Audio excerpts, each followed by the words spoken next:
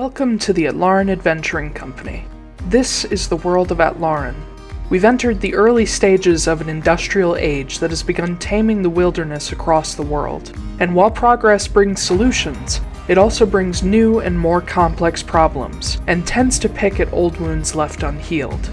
The first trains have begun to run in the north along with airships, but the long-ignored issues of stolen land, pollution, and deforestation have begun to fester, to name only a few. But our focus and our second story is on one small group of new allies and their own struggles and battles against a changing, dangerous world. Our particular window in time falls 500 years after the calamity and the great shattering of Harris. With any luck, this story will resonate across time like the last. Christmas Fortunemær, a dodgy charlatan formerly of the Jade Street Crows gang, but he doesn't remember that part of his life. With a 5-year memory gap and having only recently rediscovered friends he'd forgotten, Christmas is suddenly on a dangerous path left by his former self.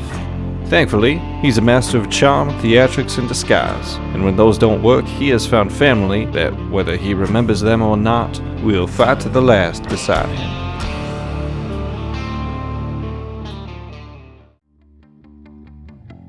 Magda Wrenly, a professional mercenary and member of the revered Taiylor clan of monster hunters. With a wasting curse weighing on her shoulders that can't be dismissed by normal means, Magda has been left to search for an unconventional cure. Now, she's found herself with a group of allies she didn't ask for, and friends whose love she doesn't understand. Years of dealing with regret, ill health, and distrust have left her slow to ask for help.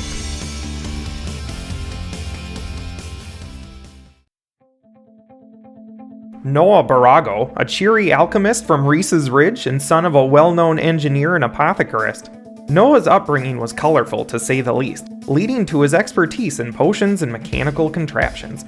He's out in the world to find new ideas and support the family business. But now, he's stumbled into a pile of issues that most rich kids from the suburbs just don't deal with. But in his own words, usually with a gun and a grin leveled at the current problem, "Don't you worry there, guy, everything's gonna be hunky-dory."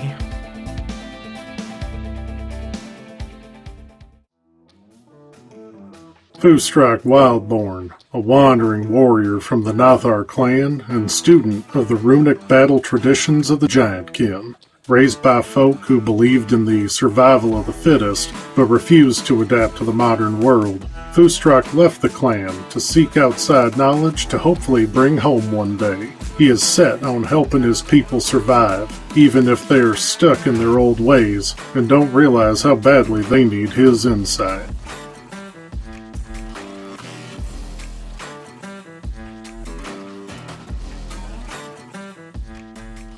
And we're live.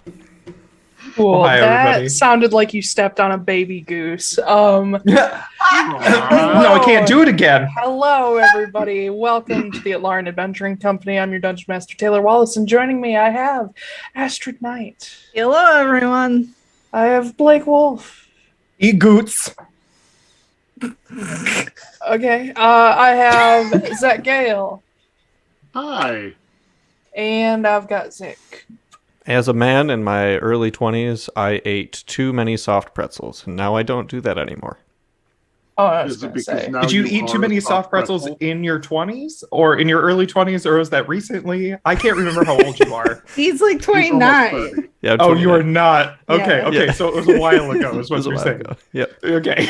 Did you switch your fun fact from your outro to your intro? Like, Is that why you your have fun such fact? dainty feet?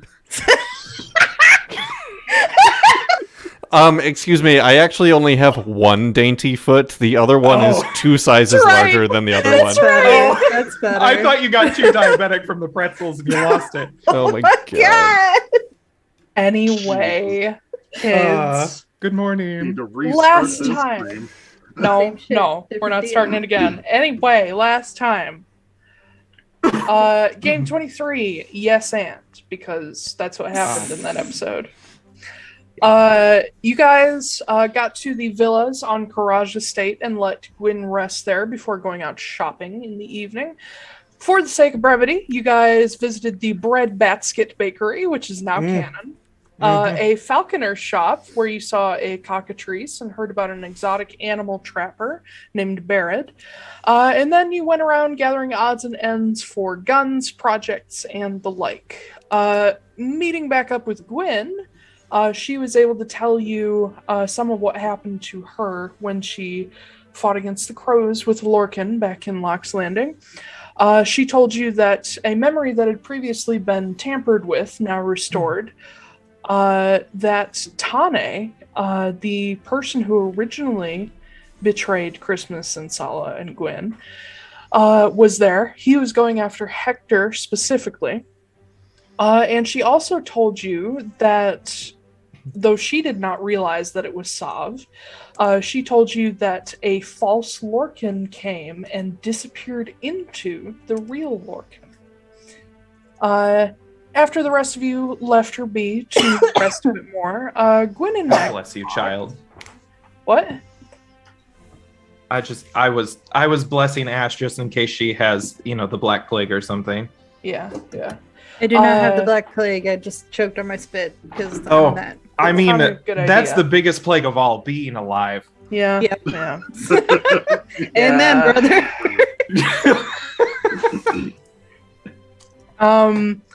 After the others left, Gwyn and Magda talked and decided that if they're doomed anyway, they may as well be doomed together. So, yay, they're lesbians. Foostrak brought the collective some nice charcuterie baskets. He went to Lodestone Hall first, having forgotten that the collective stays at Courage Manor at night. Yep. So you walked across town and back with guards laughing at you the whole time. You got a chance to speak to Lady Keladir about your Phoenix mark. And meanwhile, Noah chopped up some birds with his dad. Yep. That's one and stumped him. Yes, you guys eventually regathered to help Christmas send a message to Sala, which turned into a drunken mess. But before you could go off to bed, the Titan Fearin themselves appeared. Apparently called by Berkana on your behalf. Berkana and Keladir. You guys, let's see. They gave you a little more context for Magda's curse, saying you would need Lorcan if you ever want to break it. But they gave Magda a gift of clearing away the visible marks of the curse. So now you pretty, but still anxious, hence the new nickname in chat. You guys talked about contacting Ross Greer in the morning to see if he'd found Callum, in the hopes of maybe getting Callum or getting information from Callum on how to summon a Fae. Let's see. I believe that was pretty much it. You guys headed off to bed, so now it's Turin 21st. And I believe I handed a couple of you letters over the past week. Hopefully it wasn't me. Yeah, hopefully it wasn't me either. So Foostrak and Christmas woke up with letters.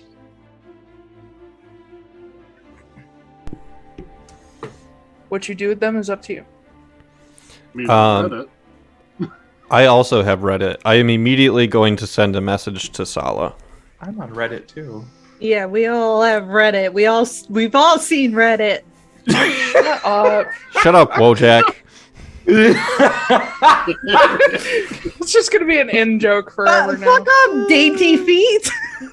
Oh my god, I love it. Wait, did we all just... Yeah, we all just got new nicknames because of that. We have Wojak, Dainty Feet, Tom Selleck's Persona, and then...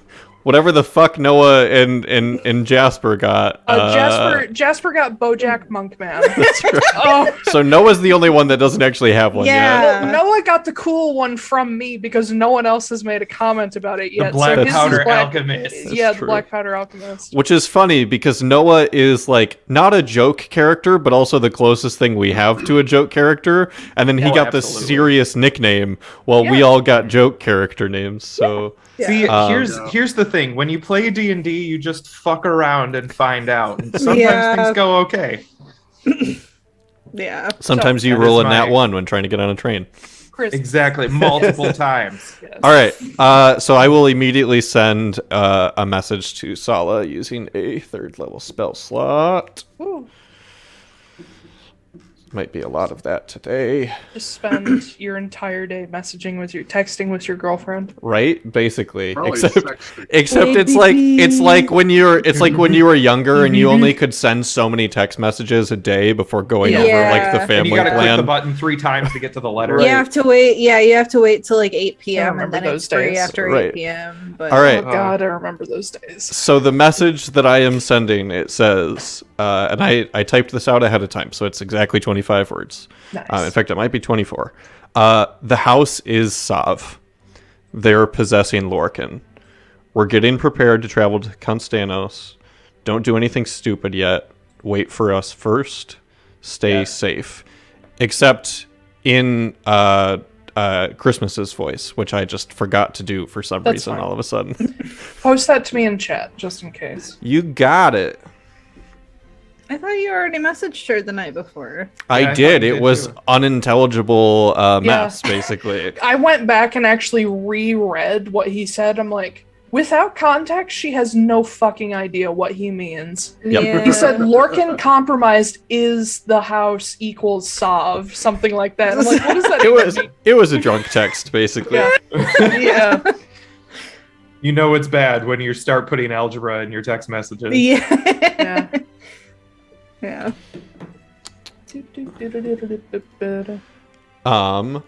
Following that. Well, actually, if Foostrak has anything he wants to do with his letter first, go ahead and do that, because I haven't actually prepared a message for Ross yet.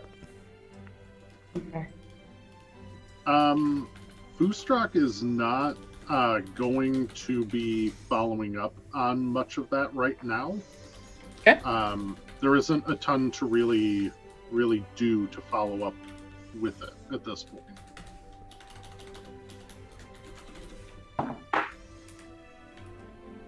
Okay.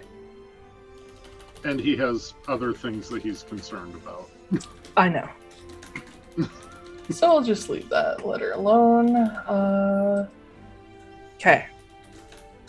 What about Magda? No. What are you doing this morning? What you doing, Magda? I mean, we know, but you know. Hit. After that, no. Wow. That's a good wake up. Yeah. I think if we have like a mirror, like a full length mirror or something. Oh, where Jesus. We're staying. No, I'm not gonna be gross, you nasty bitch. Gonna put We're it just on. gonna Yeah, fuck in front of the mirror. Yeah. yeah. Can we have Uh-huh. it? Yeah, Gwen is gonna put it on the ceiling and. To be able to reach. Yeah, yeah. Yeah, she can just hold it up while she's doing it. Yeah. No, wanted to take like a thorough look at like my body and be, shut up. God, You can't say that shit in this company. I know, Nope. but you know, like I just got like it all taken away, so I was like, I think she's still kind of like, did it really get rid of everything? Is this real and everything? So I think she's like looking over like head to toe, like what's going on here. Can we retcon that Furin just brought you like gold bond from the future? Yeah, Fixed. Magical gold bond. Rub this on you twice a day and make sure to get your elbows. They get a little brown. Yep. Gotta get rid of that eczema. Yeah. Waking up in the morning to what is another lovely, warm, clear day in Iroquois, which is kind of the norm. It's like California. Minus the fire. All the fun. You get a chance to just sort of be alone and like look over in the mirror, and there's nothing. It's all gone. Even the Your worst body's of it. gone. Yep. I'm invisible now. There is zero sign that there was ever any desiccation there. Even scars left over from desiccation are gone. Like, you still have scars from other things left, but it's literally as if it never happened. You're still, rail thin, but Yeah. that'll come with time. Yeah. Cool. Okay. All right. That's it. Taiylor, I'm messaging you something else separately. Oh boy. Okay. What's Noah doing this morning? I think, well, right now he's checking his stats online. So I would probably, would I have enough time? How long does it take to craft bullets? Does it take me forever, or is it something I can just do real quick? It's usually something that, like, if you were doing it while traveling, you could do it once, like, your 8 to 10 hours of walking a day is done. Okay. From actual, like, experience, making bullets probably would take, like, an hour or two. Okay. I'm gonna hold off on that, I guess. I'm just gonna spend an hour working on my clockwork bird. Okay. Your kamikaze hawk. Yeah, my kamikaze hawk. Do you need me to roll anything? Yeah, go ahead and roll a tinker check. Okay. I'm gonna give myself guidance. Also, Koop, you misspelled courage. Oh, geez, that is not a great roll. 6, 15. I'm gonna use a flash of genius to make it 19. 19? Okay. Spending a little more time now that you've had a rest to sort of mull over some of the bits that weren't working before, you are starting to come up with a way of, like, layering, keeping it very light, but layering these sort of, like, feather, like, what would you be using for the feathers? Would you be using actual feathers? Okay. Yep. I want to keep it as light as possible. Okay, yeah. You figure out, you get a little bit better idea of how to layer them correctly to the point where you still haven't figured out the, like, actual propulsion part yet. That's going to require some interesting testing more than just fiddling around. But at this point, you have wings that will work and will, like, lock into a glide when you need them to, but they will also flap if you can figure out, again, like an engine. Okay. Would you say that I have, like, the whole body as well, or is this just you have the bird, but you're lacking propulsion. One clockwork bird. Yeah. No propulsion. Yeah. So you need to create arcane bird farts, is what you're saying. Just like Sure. At this stage, it would be usable as a glider if you locked the wings. Okay, so it's a paper airplane right now. A little more interesting than that. It's an Archimedes paper airplane. Yes. Okay, so yeah, after that, I think I'd probably just go down to breakfast. Okay. Yeah, breakfast is a fancy affair in this place. When each of you come out, there are people that are constantly, like, taking care of the grounds and, like, cleaning, and there's somebody there scooping bird guts and feathers out of the pool because of what Noah did last time. You cleaned your hands in the pool. Yeah. Oh, I didn't. They weren't, like, dripping in guts. They were, like, just bloody. You described you did say, like, all the feathers shit and on guts my off. hand. Yeah. But yeah, somebody's there cleaning it. Sex. But good lord, as you guys come out, different sort of caretakers direct you toward the manor itself for breakfast. I allow myself to be directed. Cool. Are you waiting for each other, or are you just going? Well, yeah, I'm just going. Okay. It's food. You will see Chips there along the way, just sort of stumping his way toward the front door. Stumping? Yeah. Have you guys seen the piggy dipping thing? Because now all I can hear is piggy stumping. Piggy stumping. No, I have no idea what that is. My wife doesn't quote that 27 times a day. I can imagine. Stay on task. It's just like living with the embodiment of TikTok. I will. I'll grab chips and we'll go to breakfast. Okay. I have a question. Mm-hmm. Noah hasn't told us that Chips is here. He basically just said Chips is safe. Yeah. Yep. You're right. Yeah, Yeah. it's true, isn't it? I think upon seeing him at breakfast, we'd be able to put 2 and 2 together, though. At this point, like, yeah, You'd be like, oh my god, Chips is here. That's where he went. right. When each of you guys get in, you'll see Jasper is already there ahead of you all. And he is seated next to Vesper, who is one of only a handful of collective members who's there. But he is showing her his journal, and she's just fascinated by it, looking through it. Also there, you will see the Furbolg Morgan sitting at Vesper's other side. Hana Yukagara is still there. Armin and Sonering would be there. And let's see. Squall should be there, but Arabelle is not. All of the other collective members are not present. You imagine they've either split off to do their own things or have just journeyed off back across the world after being summoned here.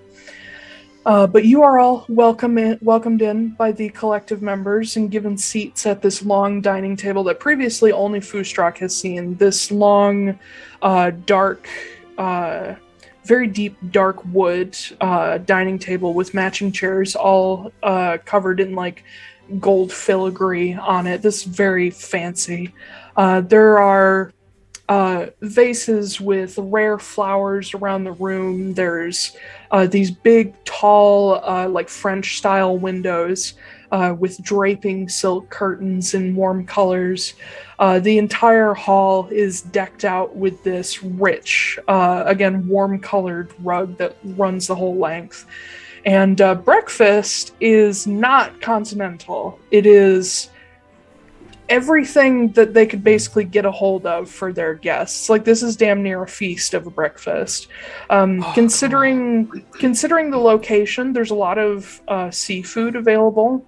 A lot of Mediterranean style dishes, lots of spices, lots of there's also a good amount of like curries and things of that nature. But they've spared no expense for guests, it seems. Oh god. Yeah. Don't say that line. What? We spent no expense. Yeah, no, literally every fucking time. Every time. I don't know what the problem is. It's a quote. That's from the Jurassic problem. Park. That's the Oh. problem.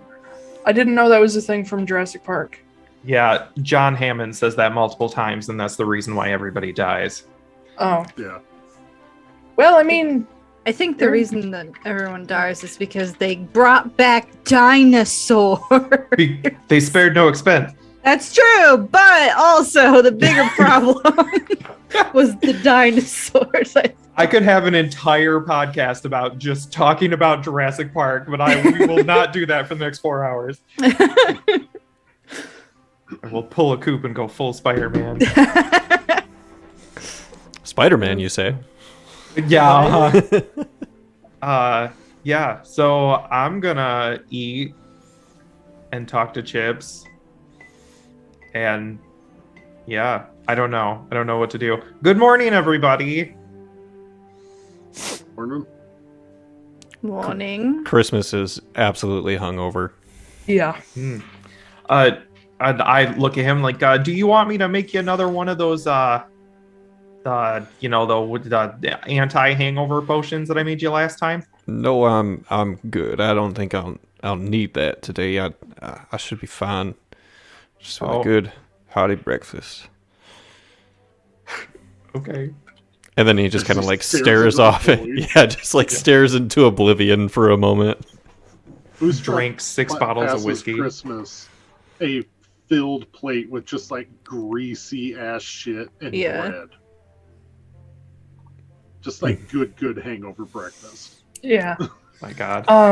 I start as you guys- I start like compiling it into this like abomination of food. It's like when you get served like a Swiss steak and like mashed potatoes and corn, and then it just all ends up as just like one thing on your plate instead of like individual things.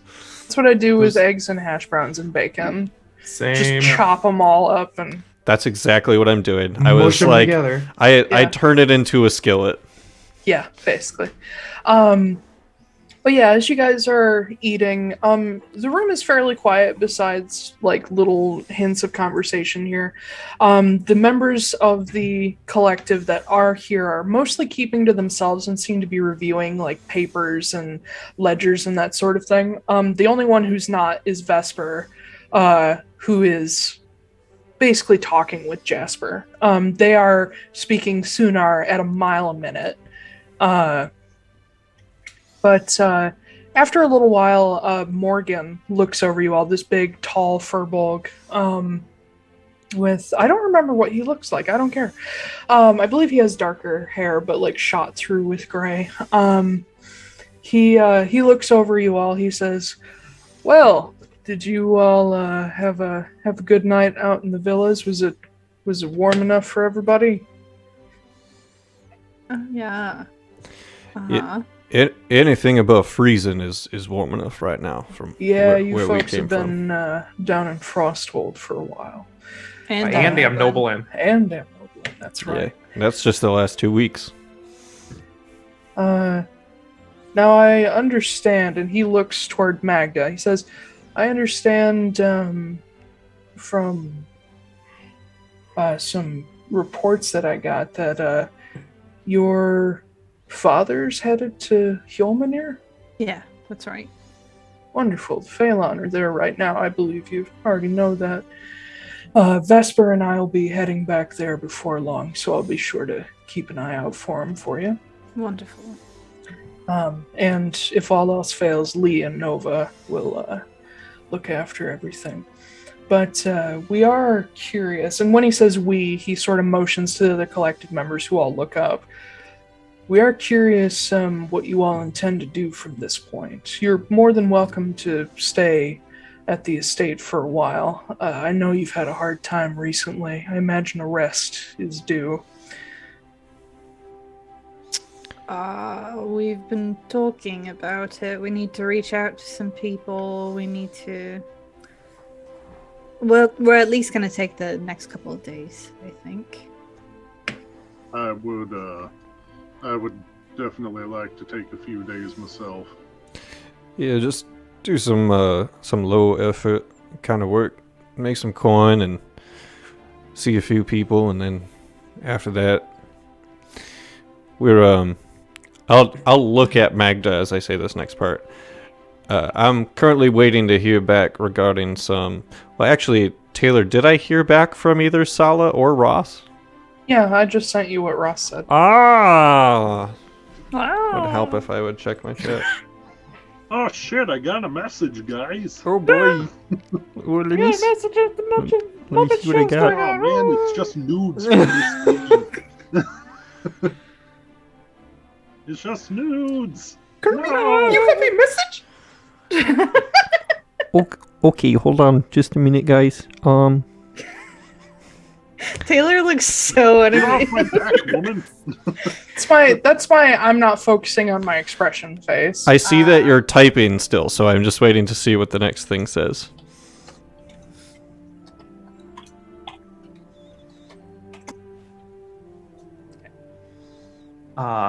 Yeah. Yeah. So I think what are we gonna go do? We're gonna go like kill some exotic animals or something? No. I don't think that's what we were gonna do. I think we were gonna collect some. Is that what we're doing? Armin speaks up and says, well, if you all are looking for some work, there's always, well, I see most of you are already AMC members. There's some bounties up, recent bounties that should be yeah. pretty profitable. that's a good point. You know, you're one of those people that's in the collective. Do you guys have any jobs? Usually, if we have specific jobs, we reach out to the people we need, or we ask Arabelle, and she sends chasers out to do it for us. The only thing that I can think of right now, and he looks over to. Wait, nope, they're not here. Never mind. He glances to Vesper. He says, Vesper actually just put in a bounty for us to the AMC. Because, unfortunately, chasers haven't been able to do the job. We had a break-in at Lodestone Hall a bit ago. A couple things were stolen out of the museum there. Like what? Y'all really should step up your security because you've been broken into, you've almost been blown up. I feel like it's not going very well. These problems haven't popped up until very recently, and trust me, we are taking them seriously, but the Lila Ritter, our elite guards, have taken a couple hits recently, so things are a little strained. I would also say, specifically, Miss Molyneux should look into stepping up her security, because she technically had a train robbed twice recently. We're aware. Yeah.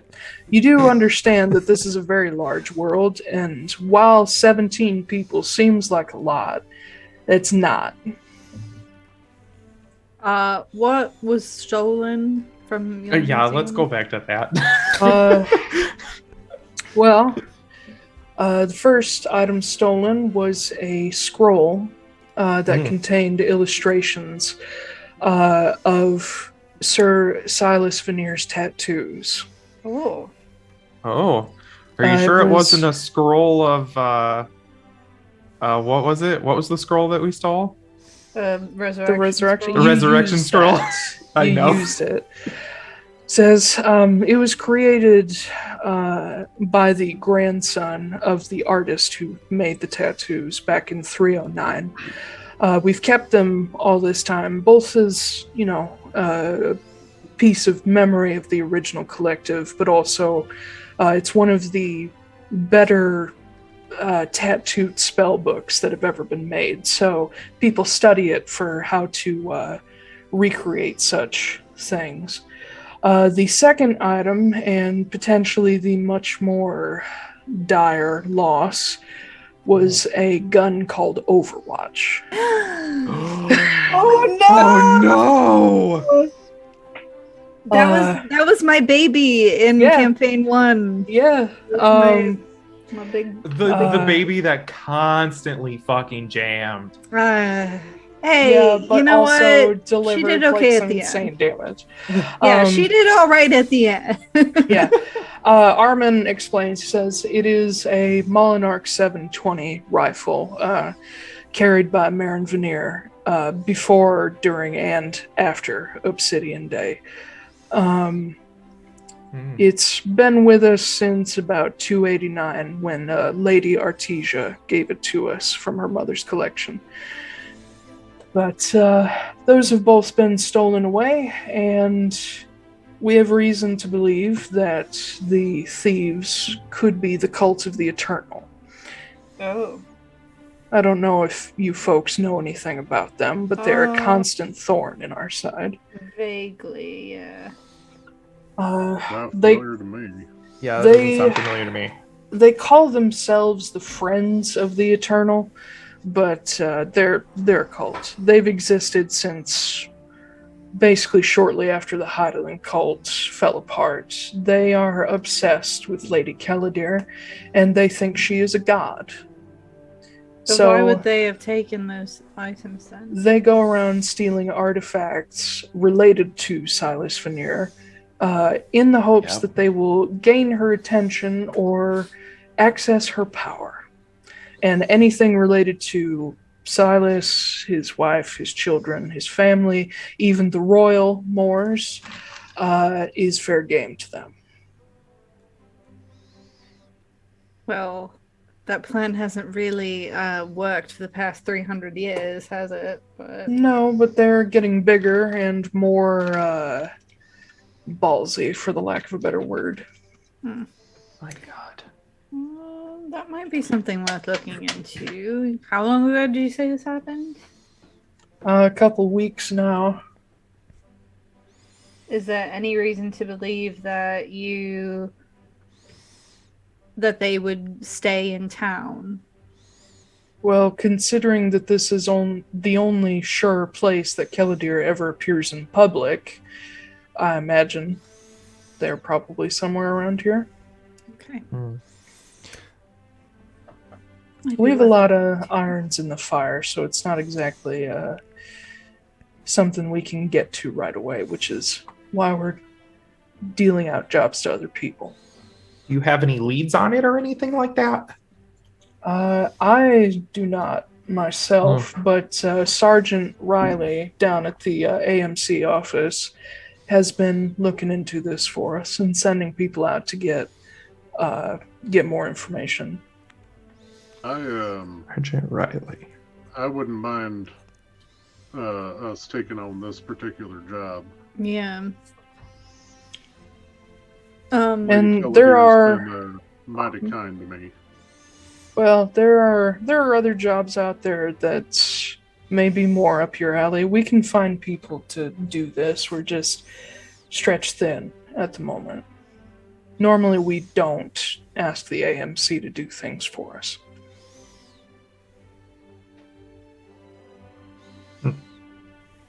All right. Well, we can look into it. Do you know if Miss Kenna is still around? Sure, she's around here somewhere. Do you need her? Oh, really? I just wanted to speak to her, thank her for a favor she called in. So. Oh, you mean Farron? Yeah, that. Oh, that was Keladir and Burke. Oh, well. Okay, I can thank multiple people. Keladir and Roan have already left. I can't say where to, but Burke is. I think he's out on the ground somewhere. He likes to wander a lot. Okay. Just walk outside and yell. He'll hear you. Ah! Percata! Magda, I did hear back from Ross. I sent him a message this morning. He's got eyes on our boy. Knows where he is. So it's very difficult for me to convey everything that I need to convey in a short message. So if we're gonna stop by the AMC office, we probably should send him something. I would prefer if it didn't come from me, because that's easier to track, and that's something I'd like to avoid right now. I can still provide the coin once I have it. So, sorry. So you want me to send a message to Ross saying what to do? Okay. Well, it's your ex, so it'd probably be for the best. Is Gwen here? Yeah. Oh, great. Still didn't talk about that. All right. Yeah. She has little to no reaction. You get this sort of like, oh, kind of thing. Like, it's not bothering her. I will ruminate.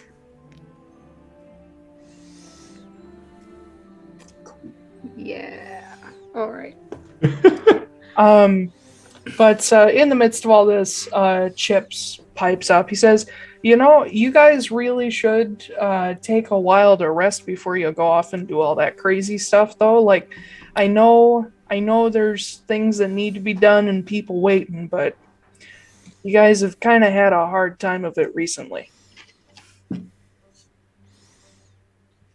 Yeah. I turn back to Morgan. I'm like, okay, so here's the thing. Like, Kenna brought Chips here to keep him safe But you guys are getting broken into and like blown up and stuff. Is there like a safer place that he can go, or is this like it? Garage Manor is probably the best protected place, and it has not been broken into as of yet. At least not in the past 50 years. Yeah, I was gonna say. I think I remember breaking into Garage Manor. Well, yeah, but that was 300 years ago. We also didn't really break into it. You just teleported in with Vosner, who has like full clearance to go there at any time. That's true. We killed the whatever they were, the Warforged. That was the workshop. Yeah, that's where we took Lysander. Yeah, that's Lodestone Hall. That's a different they're different places. Yeah. Whatever. Lodestone Hall is what used to be the Arcane Emporium. Yeah. You didn't know this? No, I did. I just didn't. I had forgotten where exactly we teleported to and how that all went down. Yeah, you guys teleported into Courage Manor, walked to the Arcane Emporium. Months ago. Took Lysander, and Morgan assures you, he says, Courage Manor is always the most carefully protected, being that, the collective often sleeps here. We also house guests, anybody who needs protecting. Lodestone Hall it's not as high up on the list of things to protect. Yes, there are some valuable things in there, but it's all items. It's all inanimate stuff. It's the people we're more worried about. And typically when the collective is in town, our guards travel with us. So when we're in Lodestone Hall, it's better protected. When we're here, it's better protected, so on and so forth. Gotcha. Okay, well, yeah. I guess we can go look at those things and see what we can do. Okay. Okay. Sorry. I was gonna say let's take like 10 so that I can run off and see if I can find Kenna and Burke. You mean Caladir and Burke? Kenna. Oh yeah. Yeah. Kenna's not here. Burke is. I thought you said Kenna was here, but Caladir and Roan left. No, Caladir and Roan left. Kenna has left. Burke is around. You're right, Ash. Taiylor did say that Kenna's around. You said Kenna's around. Yeah, yes. you did. Oh.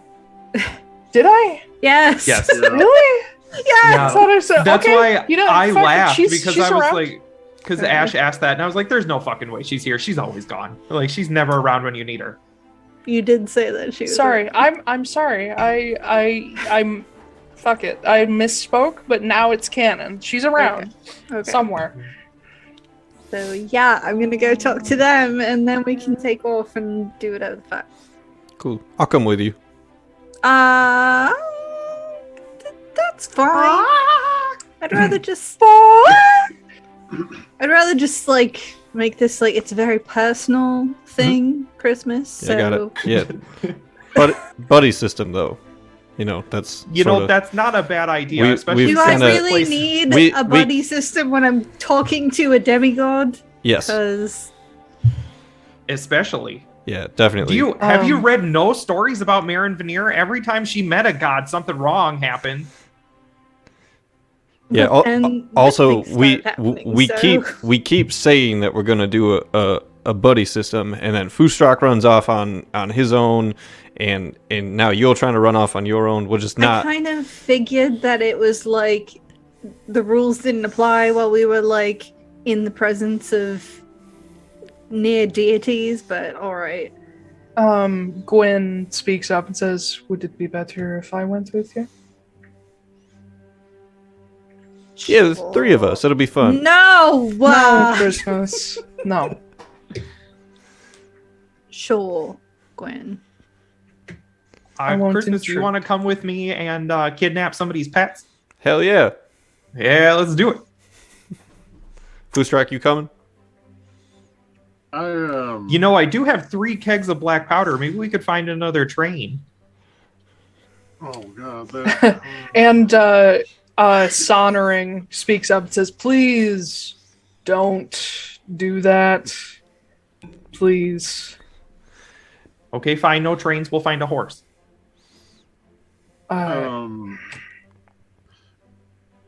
Foostrak has not.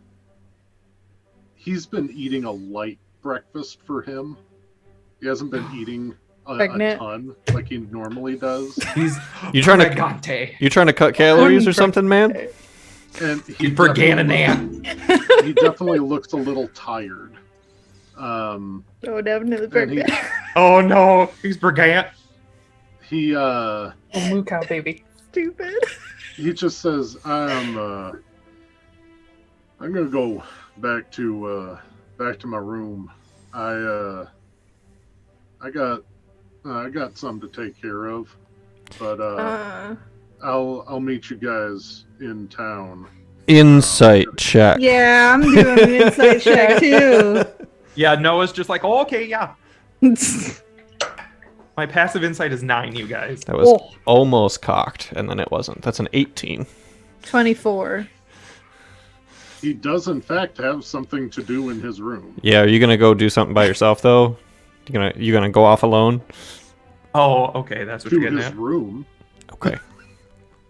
Which he shares with Jasper, but he's planning on being there alone. Oh. Is everything all right? Yeah, that's the other part of the insight check is like, is Foostrak okay? Are any of you okay right now? No. I'm fine.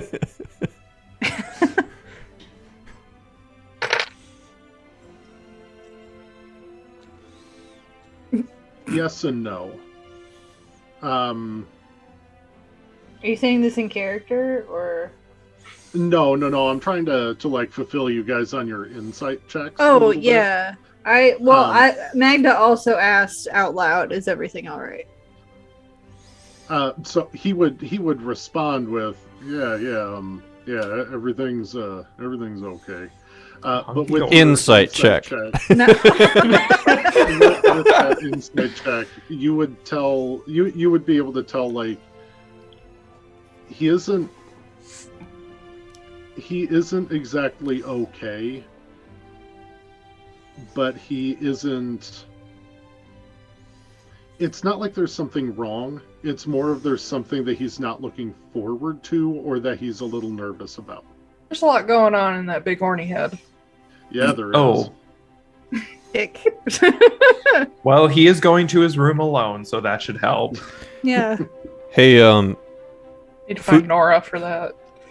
But Foostrak, that's fine. You do your own thing. Just again, don't go anywhere without somebody. I'll grab Jasper and meet you guys in town a little bit later. Okay. Taiylor, question. Mm. Are there any horse ranches in Port Sauris or nearby? Yeah. Yeah? Yeah, it's a giant flat continent. They need horses. What would be the most prestigious one around here? Oh, God. I would ask. God, are we stealing horses now? For Port we Sauris, weren't, but now we might. The largest and probably best known ranch is the one that sits on the Spiro River, which would be The Pony Palace. The Pony Hose? The Pony Palace. I thought you said the Pony Hose. I was like, I like is- Pony Hose. That's a great place. It is named after the nearby savannah. It is Arcos Ranch. Okay. How far away is that from where Asylum. we are? It's practically just outside of town, so I don't have a map of Port Sauris at the moment, but That's okay. it'd probably be like an hour's walk to get to it. Okay. Foostrak, I'll tell you what. When you come meet us in town, I got somewhere I want to take you, and help me feel better when I was younger. Maybe it'll do the same for you. Oh, God. Cute. Yeah, I don't want to. Hey, horse therapy is a legitimate thing. Yes, It is. horse I didn't know therapy Christmas is was legitimate. a horse girl. After all I've implied about that's him actually before, been established long before this session. Yeah. Jesus. Like literally when you guys first met him and like used horses in Kyotori, he was like, "Oh, I know exactly what I'm doing." Yeah. Yeah, we can. I was the one who took riding lessons. You think he didn't? You don't know anything about his past. I gave Sorry, writing Foostrak. lessons. I bet Yeah. you did. What were you saying, Foostrak? About his past. All right. We fucked Oh, around boy. at breakfast for 50 minutes. No, Foostrak goes, yeah, we can definitely give that a shot. Okay. All right, Noah, let's go find a train. Okay. I'm down to clown. Just so you know, before Foostrak leaves, he would definitely give Chips a little squeeze on the shoulder and just be like, hey, I'm glad that you're doing okay. Oh yeah, I'm good. I'm all... it's been nice just being away from everything and stopping, for a second, because Chris and I were just on the move all that time. Yeah.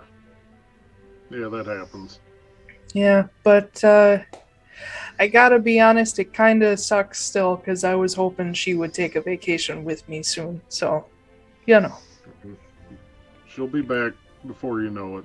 Oh, she'll be fine, I'm sure. And you hear a little, he's sure of it, but his voice still, wavers a little bit. He's like, she's stronger than all these darn people put together. It'll be fine. Okay, I'm gonna go work on a project. And he scoots out of there. All right. Wear your apron. I already ruined it. He's gonna have 2 peg legs before he leaves here. Yeah, I know. No, he has always been very careful of his other leg. I've made that clear. It's not the peg leg. The peg leg, Yeah. he gets destroyed constantly. Gives a Yeah. shit, yeah. He has wood carving tools just because he messes with it so much. It's Morgan is who we're talking to, right? I mean, he's one of the people there, yeah. Right, but that's who we mostly had been talking to about the AMC job and stuff like that, right? No, that was Armin. That was Armin. Okay, I'm gonna continue He's talking to Armin yeah. then. He's the half orc in the Kestrel Mace armor. Gotcha. So, okay.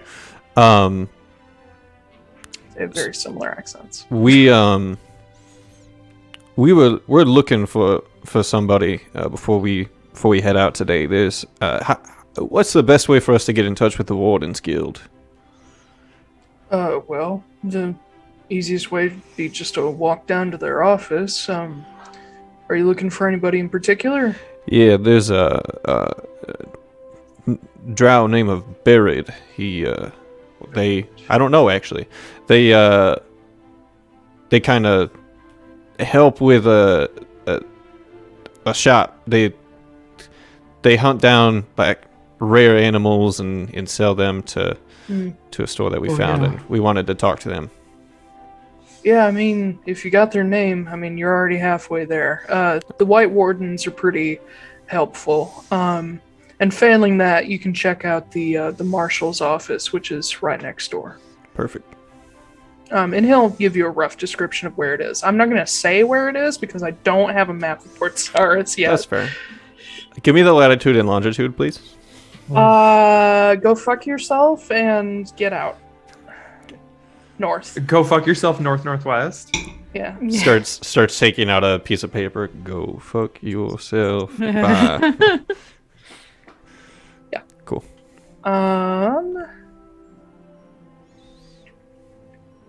Yep. Oh, Christmas. You will also get a message in your head. No, thank You you. will hear Ross's voice. Oh, no thanks. You hear Ross basically following up on what you've already said to him. Be like, I tried the friendly approach with Mr. Wright, acting like a fellow scholar, but the moment I brought up the Fae, he got kind of spooked and walked off. Spooked. Well, Time to do the old nap. We would... The not-so-friendly approach is acceptable as well. He's no friend of ours. We're gonna nap the shit out of him. Go to sleep. I'm assuming that he used sending to contact me, so I'm responding in kind. Yeah, you do not get another response back. Okay. Depending on what Callum does, he will be dirt napped. I mean, Ross was an assassin. I'll be right back. I have a contact issue. Okay. Uh-oh. Contact. Coop has a contact high. Somebody else the do aliens something. are coming. Somebody else do something interesting. Can we talk about Robert Bubba Hubble? What? God damn it. I'm What? so excited. You guys don't know about Robert yet. We have to meet Bubba. I don't know who that is. No, it's okay. It's more Reese's Ridge shit. Oh, okay. Yeah. Yeah. How about, well, here, Coop's gone.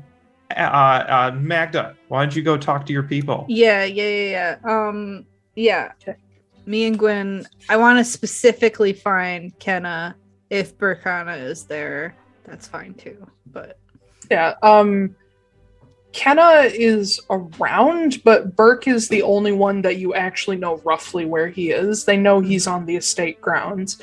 So if you basically walk outside and look around, you'll be able to spot him from a distance. okay. Hey, You just Boy. yell across Hey, the yo. ground. Yeah. You see he's sort of like very leisurely, like walking along in mostly dark colors, which does not suit the environment at all because it's hot and sunny here. And he has, similar to how Kenna like wears the long like leather jacket, he has a green jacket on he has a green jacket that's currently over one shoulder. But as you just yell across the grounds, he stops and slowly turns his head. hey. What? Oi. Thanks. And he starts walking toward you. Uh-oh. And Interaction. yeah, God. as he comes up to you, mind you, Burkana's taller than Kenna. He looks like he could be her big brother, but he has broader features. He has sort of short, shorn, dark hair, an undercut, Sure. but short on the top still. But he stops in front of you, and you see like there's stubble growing in on his face. It looks like he hasn't slept in a while, which is Kenna to a T. And he just looks down at you. He's like, thanks for what? I'll show him my face, like, got a visit from Farron last night. So, Okay, that was fast. yeah, and they They do all pronouns. You can say whatever you want, basically. okay, they helped me a lot. Good. Yeah. Glad something good is happening for a change. Yeah. Well, we'll see how long that lasts. Is Kenna around? Yeah, talk to her. she's. And he kind of glances around. And you see, as he's looking around, there's a point where he stops, and then his eyes focus on a place in the distance. He's like, I think she's at Lodestone Hall. You can see that far away. I mean, I can't see her, but I know where she is. Oh, yeah, because of the hole. Soul Connection. binding. Yeah. Yeah. Yeah. What? Like a connection. They're docking. Yeah. Yep. Okay. Well, Do you want to talk to her? yeah. Okay, 1 sec. And he walks over to a tree. Just a big, like, peach Oh my tree. god. Just a gigantic peach tree. Is it the peach he- tree of heavenly wisdom? No, Oh. no, we're not going that Bummer. far. That's in Bummer. Lochmanos. Ah. But you see him walk up to it, and he just sort of raps on it once with his knuckle, and it splits open, and he motions toward it. I mean, it could have just walked. It's gonna close. Okay, yep, I'll walk through. Oh Is Gwen God. following me? I told you he's just like Kenna. Is Gwen following me? Just slightly nicer. Mhm. Yeah, Gwen does follow you, Okay. and Berkana steps through with you, and you find yourself stepping out of a large living oak tree, which is like a really gnarly type of oak that stands in the center of the market in front of Lodestone Hall. That is a 6th level spell. Yep. To walk Yeah. a half a mile. Yeah. It's a little more than that, but yeah. Oh, sorry, a mile. Yeah. But you see the columns, the market underneath Lodestone Hall is already like in high gear. There's tons of people going in and out. You see some people going up the staircase into the hall itself, people who look like they work there, basically. There are Warforged guarding the place, and then there are a number of these guards that you guys have already seen around the place that wear purple. These are the Lila Ritter. They wear purple and black because I found out they do have a name. I named them a long time ago. But yeah, Burke just walks toward the staircase, and the guards step out of the way, giving him a nod, and he motions you and Gwen up after him. And you step up through an area you've been through before. There's sort of offices on the 2nd level. And then there are more open areas on the 3rd where there's like almost like a map room off to one side. It's almost treated like a war room when needed. And then there's parlors and sitting areas and other offices. And then he brings you up to the 4th floor where the median is, and into the actual median chamber. You can see that it's been cleaned up since you guys' dead birds and vomit. And all the chairs at the table are pushed in, but you see Kenna kind of leaning on the edge of the table, looking over a paper in her hand. At the moment, her jacket is like draped over a chair, and she just has her sleeveless green tunic and then like dark pants, heavy boots, the undercut long hair all swept to one side. And you can see now that her arms are fully exposed, you can see what you have always heard of in the stories of basically her for the past 500 years. You see the black creeping up her hand and the vine-like tattoos, or what look like tattoos, all up her arm to the shoulder and coming across her clavicle. And her opposite arm has what looks to you like a runic spellbook, similar to what you've seen some casters use. But she's just reading over this paper, and she glances up with these still glowing green eyes as Burke leads you guys in. She says, "Oh, joy." Hello. Good to see you too. What did you guys break? Nothing. That's not the only reason I want to talk to. Okay.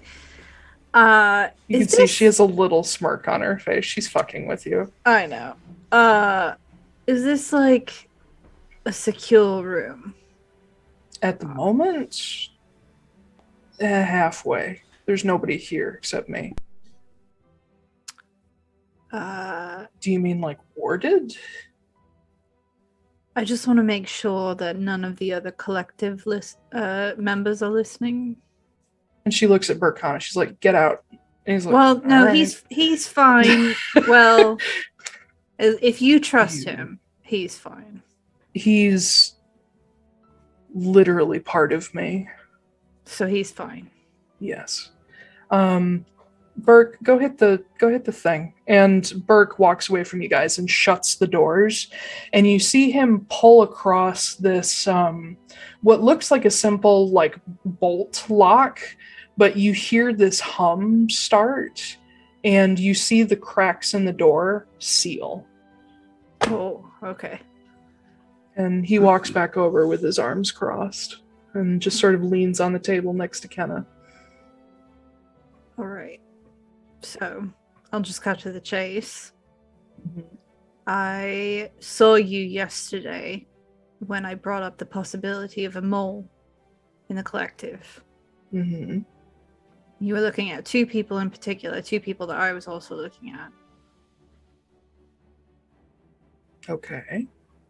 So, tell me what you know. Why do you suspect them?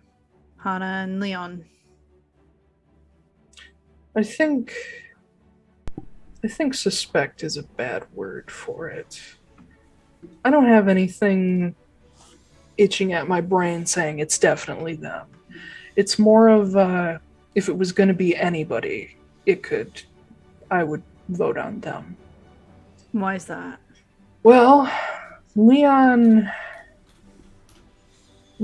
focus is not on the collective. It never has been. Ever since he joined up with Flameheart, he's been more concerned about his business and the people in his business. Like your friend Walter, for example. Hana is similar, but her focus is on Mathine College, where she teaches and runs things. If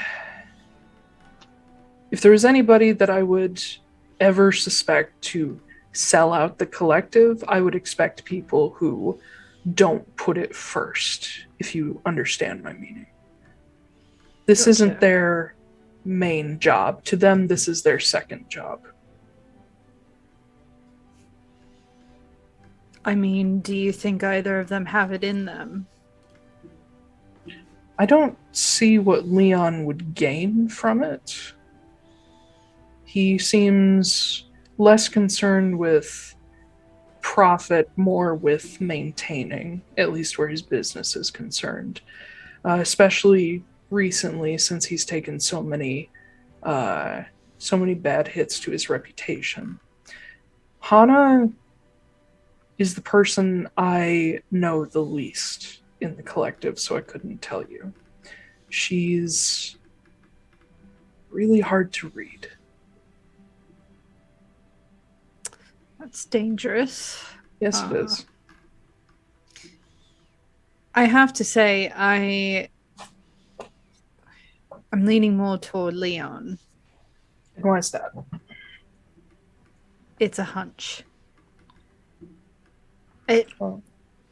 What we've been doing, his name keeps cropping up. And I just can't help but think that he doesn't spend a majority of his time at Lodestone Hall. But we just uncovered a plot to get a lot of his weapons and explosives to Lodestone Hall to blow it up. Yes, but those were stolen from a mining operation in Rhyme. That, again, whoever this mole is working with the gamblers. We all work with the gamblers. But the house, specifically. Oh, that's different. Yeah. I was hoping to talk to your friend Walter about that, in fact. Well, that's the other thing. I don't know how much Kit has told you about certain things with Walter, but Kit and I keep each other pretty well updated, more so than the rest of the collective. Walter and our group, we have an arrangement for the time being. Once we take care of Sav, that ends. And he has asked me explicitly to stay out of his way after that, out of his business. And we have reason to believe that he has basically confirmed himself that his business is destroying the Awaz tree. And Veneer has been setting him up quite nicely. Well, I'm tempted to blame that on the fact that Walter is his best salesman, but you're right, there could be more there. Ever since the thing with the GWC was brought to light by you, the issue with the double dealing, Leon's been a little more careful about that, but it's definitely worth looking into. Yeah, well, and that's also the thing, is that he is aware of what's going on with the double dealing, and he didn't care. He still wants to keep Walter around.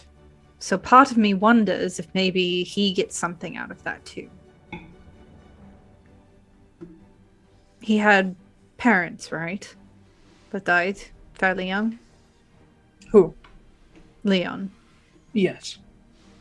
He joined the collective when he was about 18. Maybe he wants them back. That's terrifying. But what I don't understand there is why wouldn't he just ask Keladir? He has the connection. Can't Keladir only do one person at a time? Yes, unless, well, one person for free, basically. Leon has almost as much money as the owner of the Huldron company. He could afford to resurrect them if he really put his mind to it. Walter attempted to do the same with his significant other, but couldn't because her soul was compromised in some sort of way. Maybe that's the case with his parents. They were business people after all. Maybe they made some deals and bit them in the arse. That's an interesting theory. I don't know. Leon's never talked about his family, really. He's kind of a disconnect from the Veneers we're used to. He's much more self-contained. He doesn't talk about personal things. I wouldn't call him close friends with anybody in the collective except for Flameheart and Roan and Keladir. Would you call him close friends with anybody else outside of the collective? He does have some. I don't know them personally. I know he's on a pretty good... he's got a pretty good thing going with Orson Parish, but that's all of us. We're all friends with him. Yeah, there's a lot of people who've been saying they're really good friends with Orson Parish and then turn out to not be very good friends with Orson Parish. Well, Orson is at least a good man. That's all I can tell you. I don't know about the people he keeps company with, though. I understand that, but there have been a lot of people turning tail on him lately. I've heard.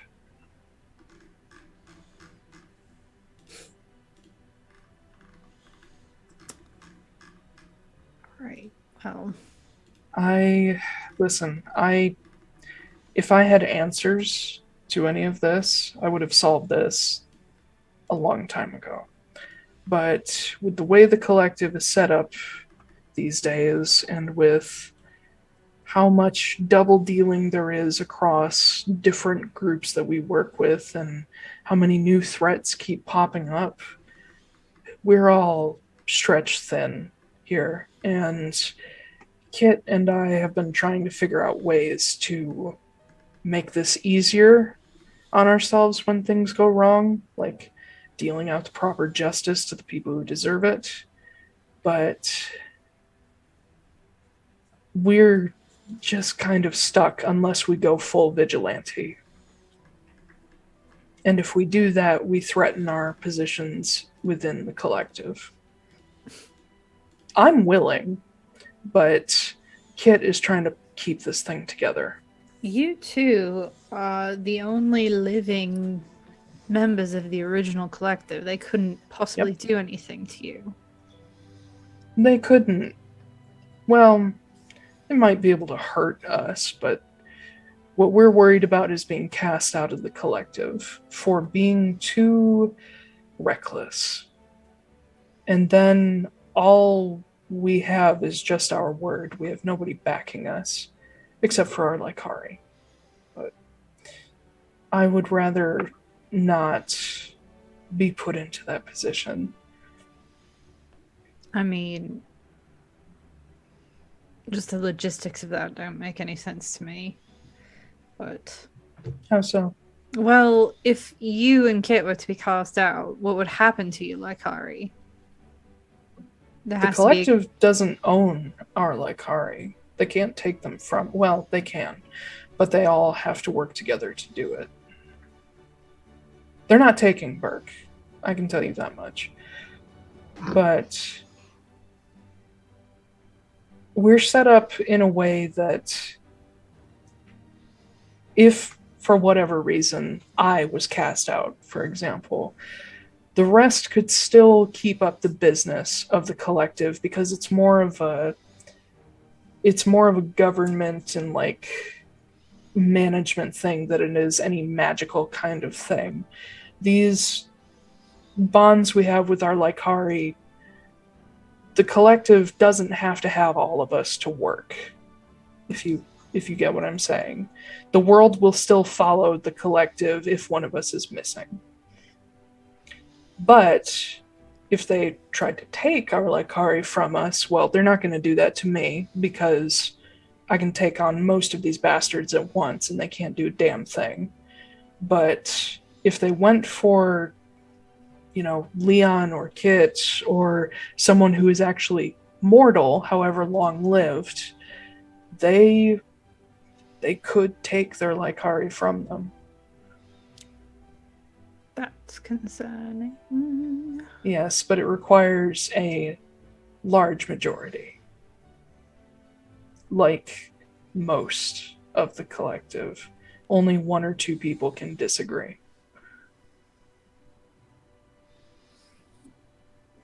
Okay, well. It's complicated shit. Yeah, it sounds like it. Alright. Yeah, I don't have time to go over the details of the Originum Ex Elementus, but that's not going to happen anytime soon unless shit goes off. Okay. Well. Veneer lives in Constanos, yes? Yes. Okay. Well. We'll be heading there eventually, so maybe... I don't know. I don't know. It was good to talk this out anyway, just so that I don't feel like I'm the only one who is suspicious as hell. If you talk to all my friends, they'll probably tell you that I'm overly suspicious. Oh no, I've already gathered that from past hearing about you. Gotcha. But somebody has to be suspicious. Trust me, I am usually the first one to be suspicious in the collective, me or Kit. But we spent 300 years keeping this shit on the rails, and it seems like lately someone or multiple someones is trying to derail it. So we're a little jumpy right now. I understand that. I appreciate your concern, though. It's good to know that there's someone else involved with this who isn't one of those assholes. Yeah. All that said, if you are going to Constanos, you probably already know this. Armin and Sonering work out of Pyrevale Temple there, being that Armin's the High Graver of the Kestrel Mace. There aren't a lot of people that I trust with no holds barred, and Armin is about as close to that as I can get. He's a good guy. He carries on the tradition that Haley Molinarch started with his position. So if you need any help, you can potentially look to him or the people he trusts. Okay. Right. Well, good talk. Yeah. You're one of those awkward bastards, aren't you? Yep. All right. That's me. All right. Yeah, Burke steps away, having said nearly nothing this entire time. And he goes and pulls that bolt back, and the door unseals. Thanks for the info. Sure. Yeah. Don't get yourself killed, please. Everyone keeps saying that. Listen, you guys are prone to death, so I just... Best wishes and all that. Warmest regards. Warmest regards, yeah.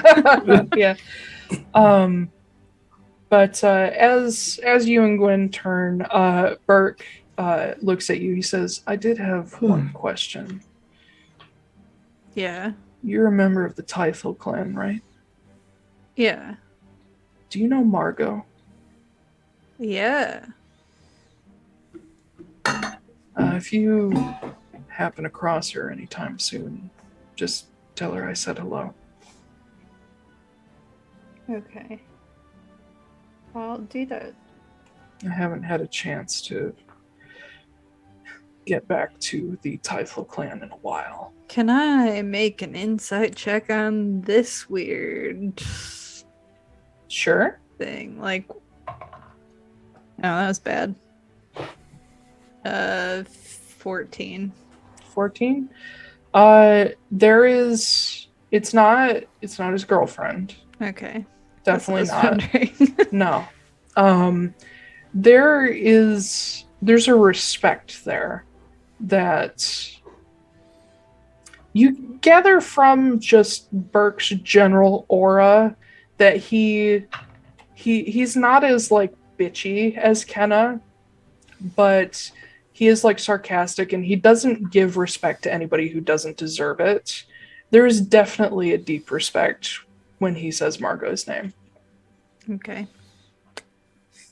Will do. Thanks. Just head right out. Don't take any detours or the guards will arrest you. Gotcha. Just fair warning. Okay.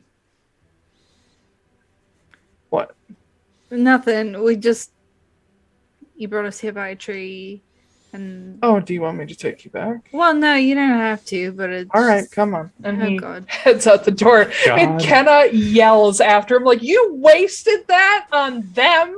I didn't ask him to do it! And you see Burke just flip Kenna off over his shoulder. But he takes you back down to the marketplace in front of Lodestone Hall, and he walks up to the tree and just sort of baps it, and it splits open. Thanks. He does not go through with you, but he Yeah. lets you guys go through before it seals. And you are spit out by the peach tree on the other side. I will turn to Gwen and be like, I'm sorry that none of that probably made any sense to you. Nope, not at all. So you guys are just friends with the Obsidian Collective now? I don't know about that. We've been annoying enough to weasel our way into some of their affairs. Mm-hmm. Yeah, that sounds like friendship. What's that supposed to mean? Nothing. You're not having second thoughts now, are you? About what? Am I just like some annoying person who weaseled my way into your life? Yes. Well, I would say it's the other way around, but no. Mm-hmm.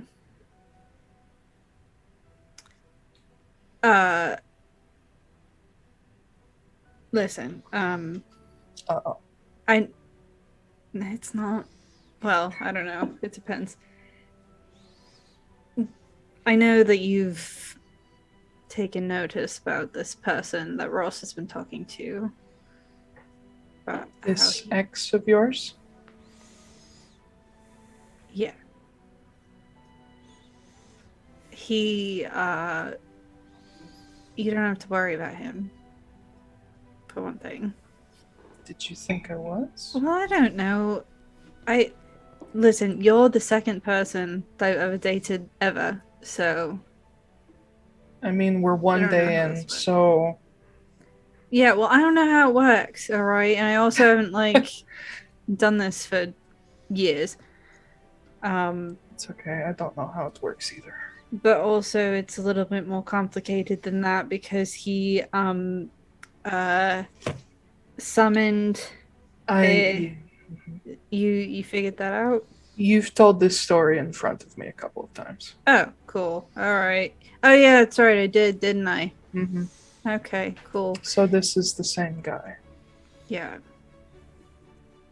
He also, like, a week after I found out that I had this curse, he just left in the middle of the night to... Oh, really? Yeah. Interesting choice, Callum. Yeah, he made a lot of interesting choices, so... Are we going to see him anytime soon? Oh God. All right.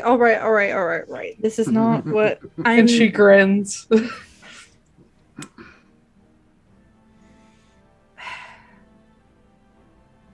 I don't hate him. Okay. So I don't want anyone, and I know fucking Foostrak is probably going to be like, you know, at least him is going to be all like, puff out his chest and like make him all intimidated and shit. But like, I don't want that. He was just a stupid kid, just like me. So I don't want to intimidate him. Just want to hit him. no. I won't. I'm so glad that Gwen and I are on the same page. Listen, I know you're probably used to a bunch of boys being boys and being all, you know, chest puffy, but I don't need to do that. Except for Noah. What? Nothing? I just want to make it a business transaction if he comes here. I You know, understand. get information and send him on his way. Listen, when it comes to this boy, I will follow your lead. If you say hit him, I will hit him. If you say don't, I won't. Okay.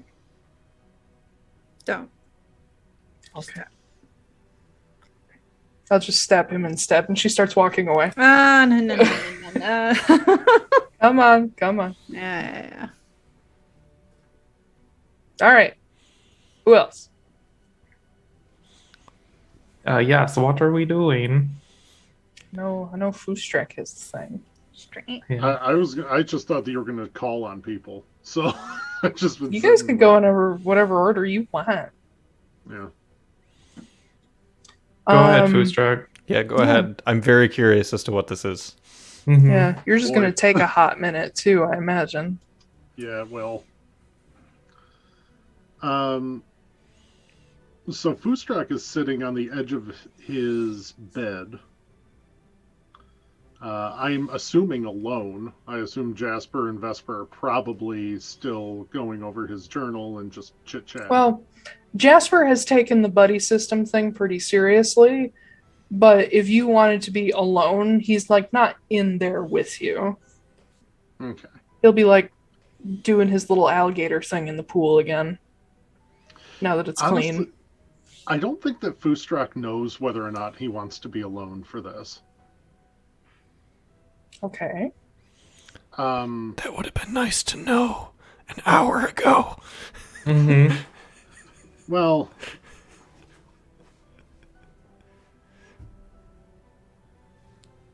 I think he feels like he has to be alone for it, but he's also nervous about being alone for it.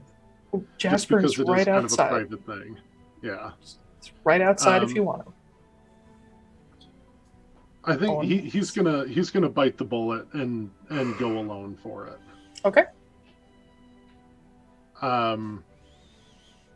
So he's sitting on the edge of his bed, and he is going to reach into his bag and pull out the platinum rod,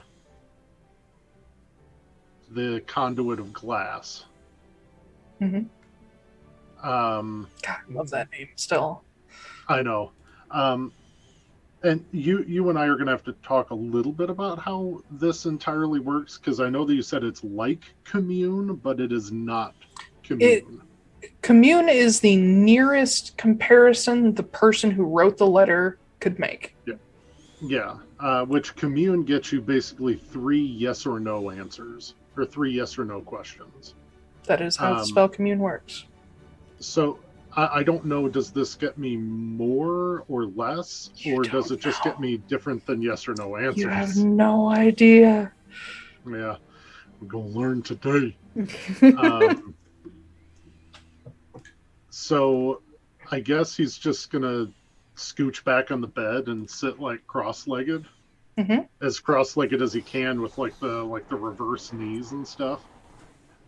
So you still sit cross-legged, it's possible. Yeah.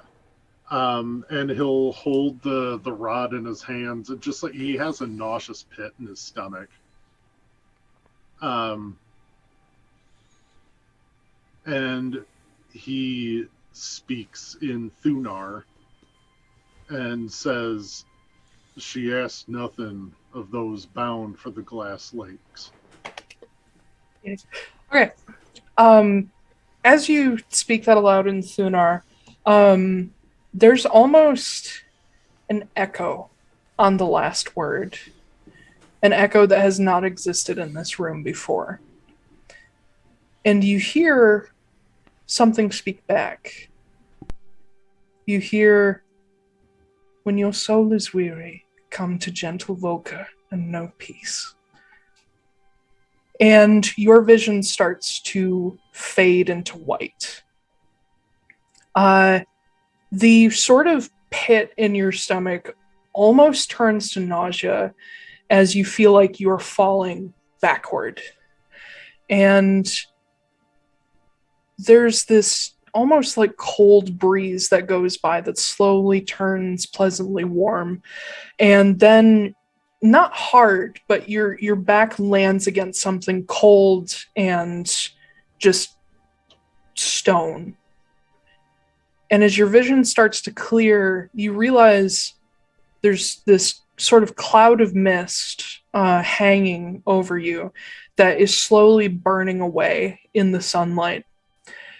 And as you look off to one side, you see the edge of this marble circular plinth, and you see a glass smooth lake extending into the distance. And as the mist disappears, you see these white cliffs, and you see rolling green hills and tall redwood trees.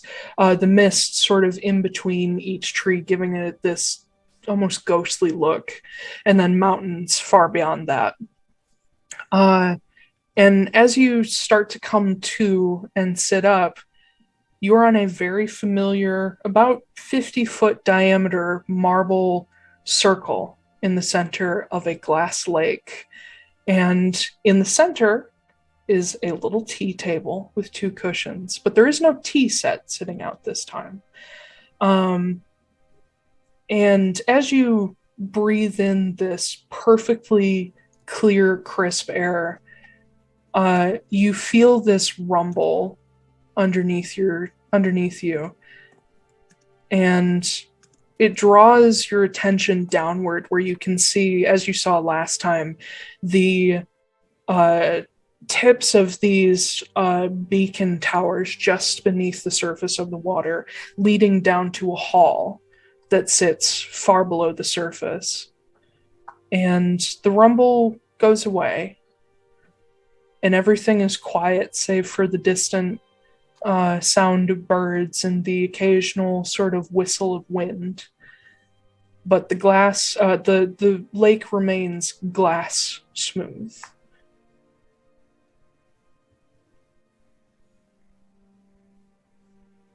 Gods, I don't think I'm ever going to get used to this view.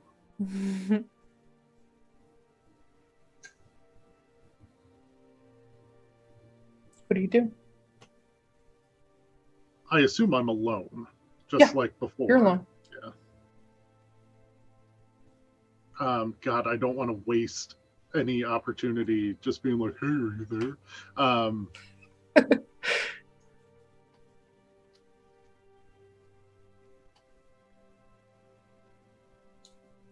God, I'm trying to. I literally have a post-it note right next to my camera of all the questions, and like I'm trying to think of how to best phrase them.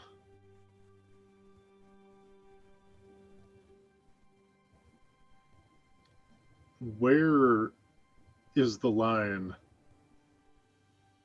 to where ties should be cut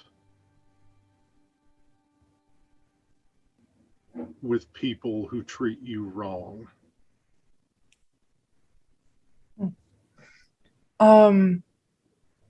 You feel a hand on your shoulder as you're sitting on this marble plinth.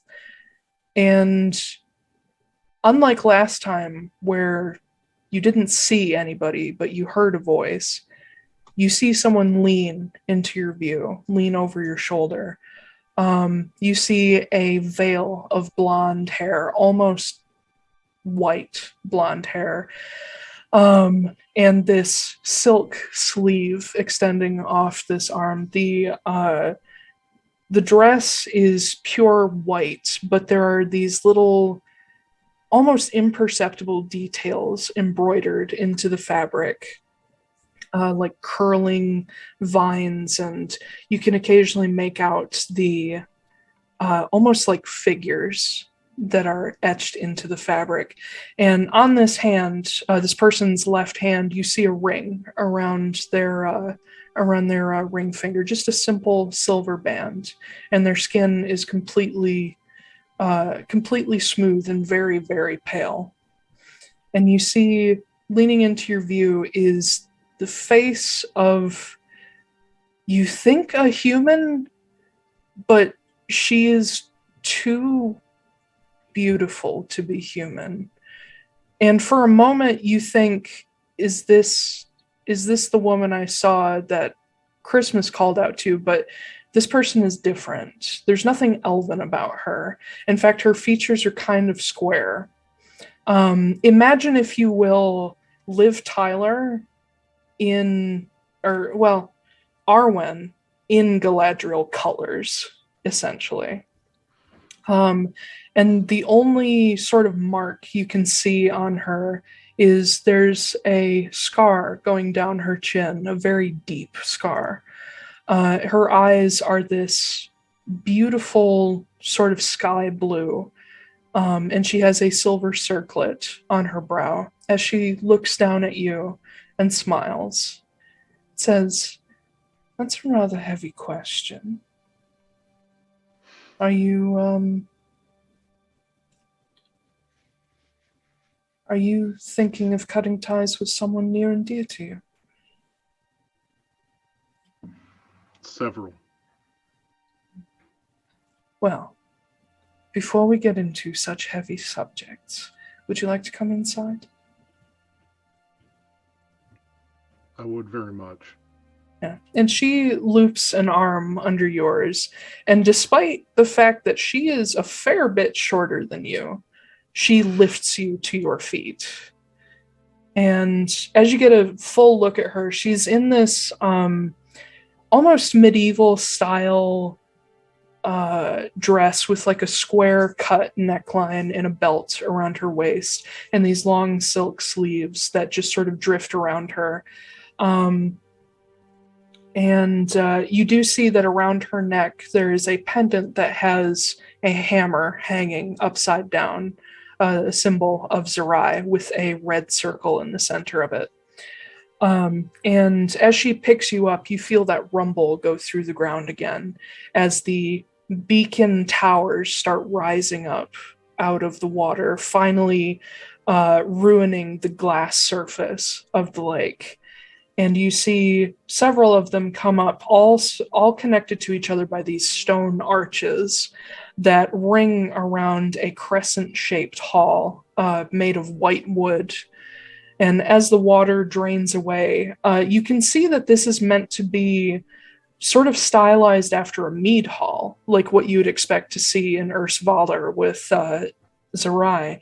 But everything is smooth and perfectly shaped, and there's no rough edges anywhere to this just sort of rising white hall. And sitting at the front of it is an arched doorway that you can see has a keystone of the overlapping red and yellow moons. And the doors push open as this stone path rises up as well between the plinth that you're standing on and the actual hall itself. And she gives you this very gentle tug and starts leading you toward the doors.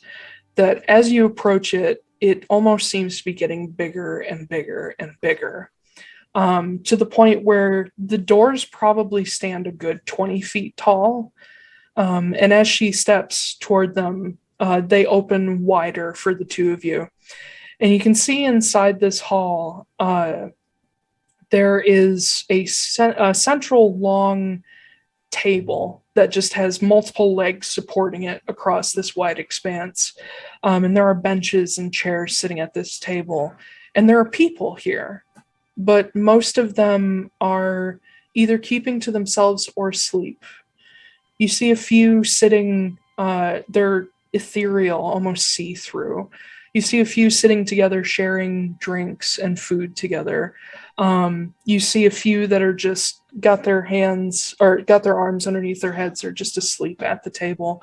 There are some wrapped up in blankets, like up against walls or in like little pallets of furs. But the atmosphere inside has this sort of gentle hum to it of the few people that are talking. And there's distant music coming from somewhere, something very relaxing. And you can pick out strings and drums, but they're all very soft. And sitting at the head of the hall, there's a smaller table that has a simple white chair behind it. The table is laden with different kinds of food and drink, but all of it looks relatively untouched. And as Ellen leads you toward this front table, you see another chair sort of fade in next to the first. And she offers you this larger chair as she takes her seat at the other. And you see there is that familiar silver tea set sitting front and center on the table. He awkwardly takes the seat. Like, he feels like this is... like, this spot up here is for... like, I mean, like, this is where a god or a king or someone of high reverence would sit. So he feels a little awkward taking a seat up there, but with it offered, he does take it. Yeah. You will notice, actually, this chair that she's offered to you has a design cut out of the back in the shape of Zerai's hammer. Yeah. That feels a little bit more awkward now. Yeah. But she sits down beside you, and this beautiful gown of hers just sort of settles around her perfectly. And she reaches over and she pours a cup of tea, and she looks at you and says, "Would you like any?" Please. And she pours a cup for you too, these little Japanese style cups, and she slides it over. And taking her own and sort of cradling it between her hands, she looks up at you, says, "Now, you've been through some interesting and trying times lately, haven't you?"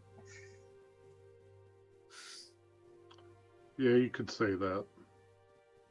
Well, at least I haven't seen you back here yet. At least not under the same circumstances. Exactly. Are you thinking of your wife when you ask me this question about cutting ties?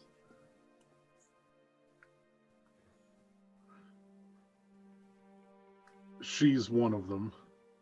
Who are But the others? I don't know if I'm quite to that point yet. I feel like I should at least talk to her more. I do love her, but she loves an idea of me that I can't be.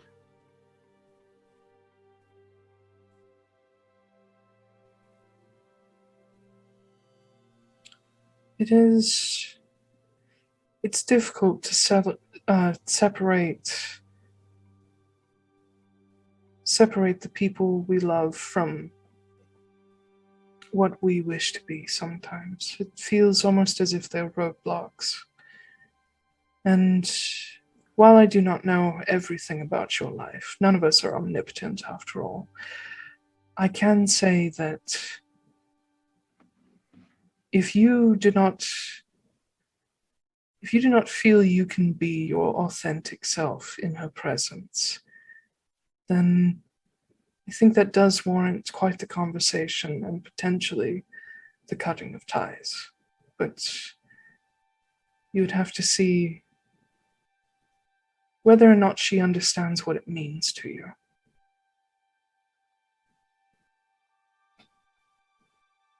It could be that she doesn't understand yet.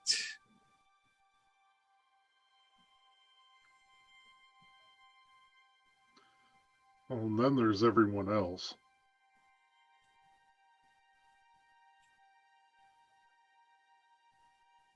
I don't think I can go home.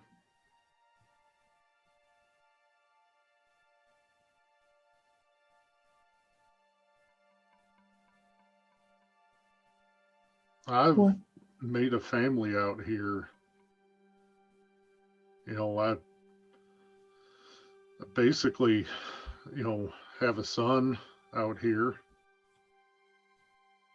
and a group of brothers and sisters and even people I ain't never met before that care about me in ways that I haven't been cared about by people that have always said that they're my family.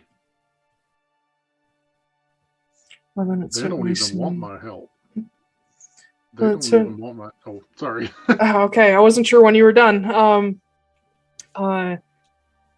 She says, it certainly seems that you've learned more than you expected you would, leaving home. Thought I was just going to learn about fighting.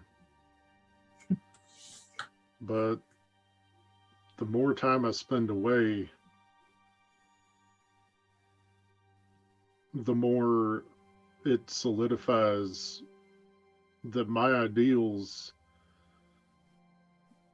fall more in line with you than with your wife. I don't think that's entirely accurate. If anything, your ideals fall more in line with the two of us rather than your people's idea of my wife. Yeah, that is probably much more true. I would hope one day you could talk to her, because I know she would be very proud to know you and see that someone from such a culture has managed to become more and become better. That's not to say your people are wrong or that their traditions are not worthy, but I think I have a similar thought about them as you do, that they require adaptation. They require a larger worldview in order to function correctly and survive. And perhaps you're not going to be the one to do that. Perhaps it's someone else's task. What do you want to do?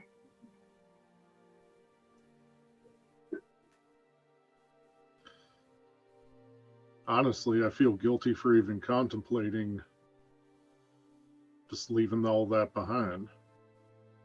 Like, despite all their flaws, they're the people that raised me. You know, they're the people who trained me. Like, how do I leave that behind? And is it even okay to do that? Well, no one in this world asked to be brought into it. No one asked to be raised the way they were. And it is not the duty of a child to repay their parents. Because it is a parent's job to raise a child. It is not a child's job to give back. You owe nothing except the debts that you chose to take on. Not everyone will agree with that, but I've always been of the mind that if those who raised you turn around and start asking for things, they're not worthy of your time anymore. Not unless you are willing to give and create a mutual relationship. You should not have to serve your clan.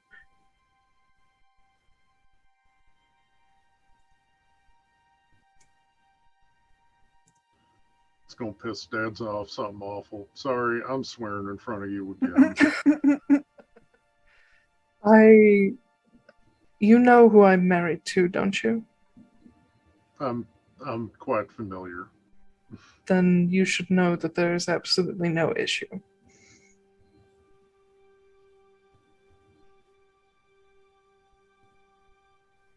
Do you care if your father is disappointed?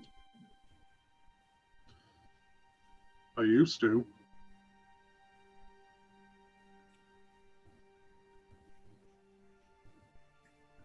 Now I don't think so. He ain't gonna let me go. I have the feeling I'll see him at some point.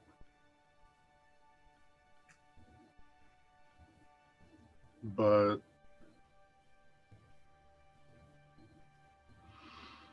suppose cross that bridge if we get to it.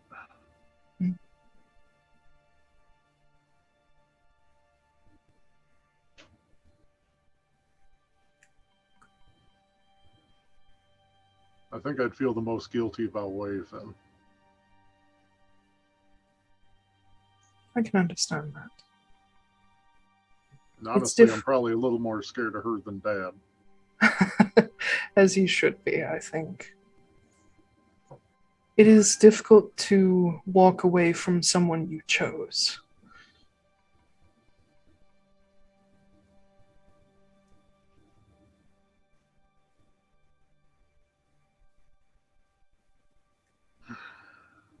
I do think that this is something best discussed with her. I know it's difficult considering the fact that your group seems to be constantly on the move, but if you should ever get the chance to speak with her in person, I think it will go a long way. And who knows, she may end up agreeing with you after what she's seen. Yeah, I kind of hope that she doesn't hear about the train that we blew up yesterday. That is an interesting achievement. Admittedly, it was mostly Noah.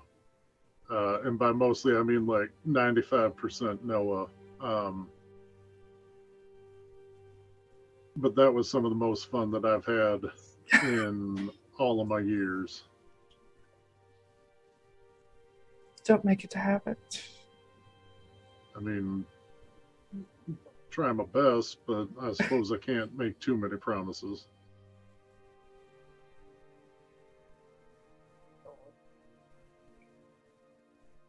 I appreciate you taking the time for all this. Well, you're the one who managed to get a hold of an interesting artifact. Well, Makes this truth be much told, easier. it wasn't me. It wasn't. No, friend, an archfey, Lorcan. He sent off for it. It had a mighty cryptic warning about not to misuse or give it away, likely under penalty of death. The Sentinels are very protective of their relics and artifacts. With good reason. I know I won't be able to use this for about a month again. Hopefully the next time I see you, it'll be from me using it. We're in a mighty bad spot with a couple of people whose radars that we are on. If you would believe it, some interesting things have started to seep through to our side too. More to do with the Awas tree.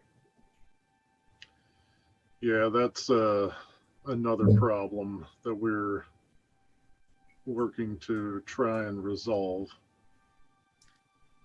Well, you can be sure that it has my brother's full attention. That is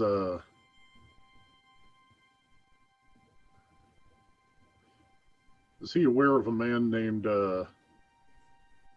Walter Dine or Walter Brent? I am not sure.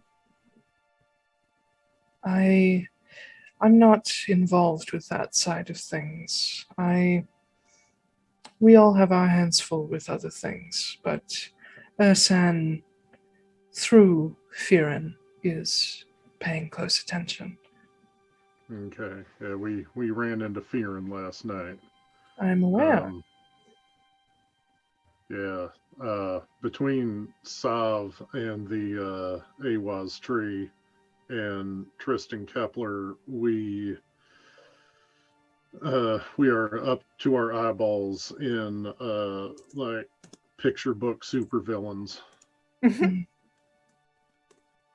wish there was a way that we could help, but the Demiware keeps us out. The best we can do is find people who will act in our names and support them as we can. These days, that's mostly the Manaholt Order and the Sentinels, and a few chosen. Well, you can, I have the feeling that you can count us in on that. Or at least me. You intend to see this through? Come hell or high water. You know, one way or another, I'm going to come here someday. I'm curious, though. Once these people that you're fighting with are out of the way, when it comes down to Sov, do you still intend to fight there?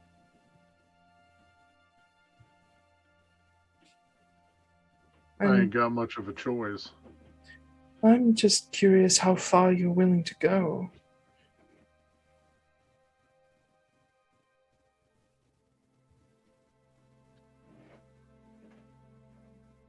Are you concerned about the danger of that, or what may need to be done to take care of it? Both, but I'm curious about you.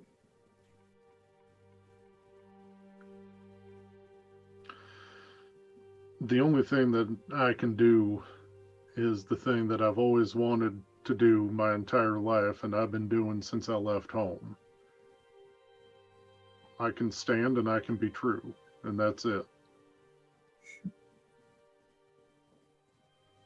You know, there aren't many like you these days. I do what I can. Just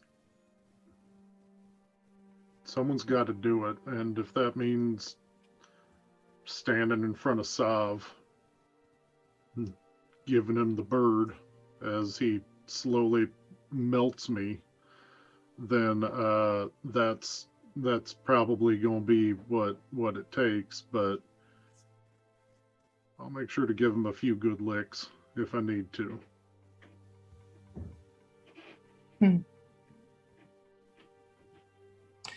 You may be the sort of person we need, then. Where's your hammer? Well, does he actually have any weapons on him? Yeah, you have whatever you have on you. Okay, I wasn't sure if that was like left on my like unconscious body back in the material realm or what. You have everything you had.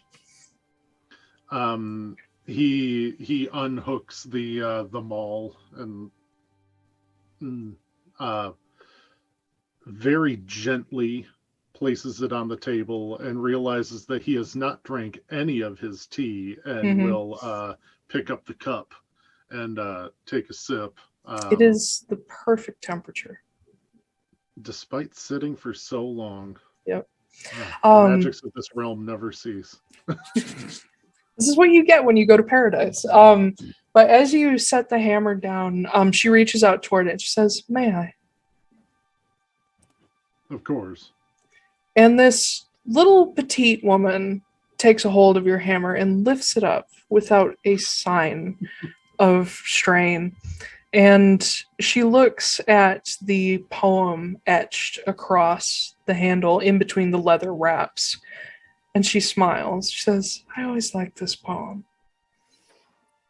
Interesting." And she brings it around to where the head is in front of her. And you see her start tracing the runes that are etched into it and following these geometric lines. And you watch golden light follow the trails of her fingers.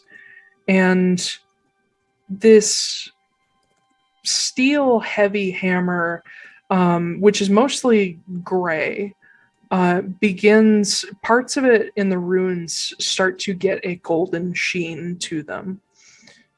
And as she finishes whatever she's doing, she sort of brushes her hand across the side of the hammer, and you see the golden color just sort of set and become permanent. And she sets it back on the table in front of you. And she says,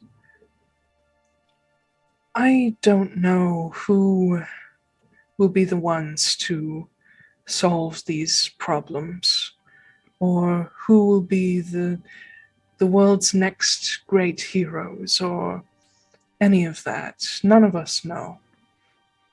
But I do know that people who will do the right thing at any cost, they're the ones that we should be supporting.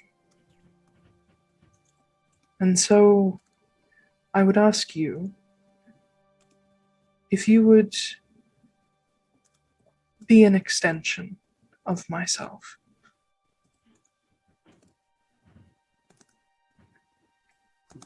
I would be absolutely honored. And touching the handle of the hammer, she says, "Regardless, this is my gift to you. I hope it serves you well. As your group goes, I will do what I can to help you. And I may have requests and ideas for you, but do not feel as though you must serve me. That is not the arrangement. I want you to keep doing good. And if I can help, I will."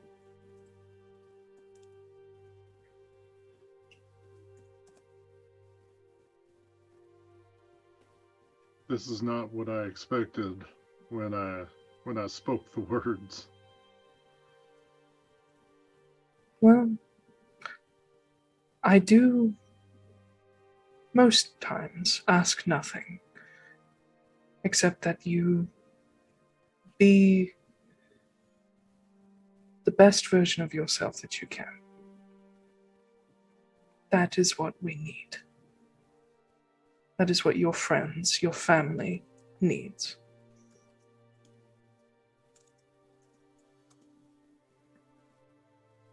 I don't know that I can ever properly thank you, but hopefully my actions will do that. That is all I want.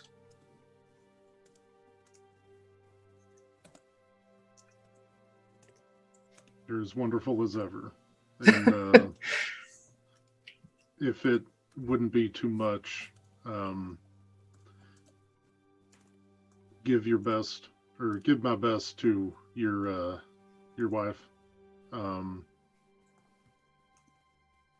Hopefully someday we can all share tea. Well, all things considered, I think that's almost certain at this point. Someday. Someday, not soon. Hopefully not. I mean, don't get me wrong. I would love to be here like all the time. It's absolutely gorgeous, but there's a lot of stuff that needs doing. And she nods, and she sort of casts her gaze over the hall, where you see some of the people who've been talking have also fallen asleep, and there's this general sort of serenity over the hall. She says, well, whenever it is your turn to rest, it will be waiting for you. Is there anything else I can help with before you go? I don't believe so. Thank you for your wisdom and for your blessing. And she nods and stands from her spot and offers you your hammer back. And she says, well, I think I have a bit of research to do to catch up with what your family is up to, but hopefully I can offer some help soon, depending on which direction you go. You will hear from me then. I will be waiting for it. Mm-hmm. And she reaches out and takes hold of the sort of edge where your cape wraps around your arm, and she pulls you down. Oh, I'm not wearing the cape. You're not wearing the cape? What are you wearing? No, I'm wearing that like sleeve, like Matt Mercer like shawl. The shawl vest? Yeah. Yeah. She's gonna pull you down by that, and she kisses you on the forehead, and you wake up. And a tear just rolls down my cheek. Yeah. A manly tear. A single man tear. Am I still sitting in the same position, or have Yep. I like? You're exactly over? where you were, except your hammer is now across your lap, and it still has the golden sheen to the runes. Mm-hmm. And you now have the lady's favor. And that's where we're going to cut to break. Yeah. Yay. Well, I'm looking forward to really looking forward to finding out what that does. Everyone's I assume a I still have warlock. the conduit, right? What? I assume I still have the conduit? No, the conduit, the conduit is reusable. Yes, you still have it. It is much lighter now, though. Yeah, it takes a month to recharge anyway, so. Mm-hmm. But yeah, we're going to cut to break. Word. Okay. We'll see you guys in a minute. 10 minutes. 1:20. We'll see you in 10 of those minutes.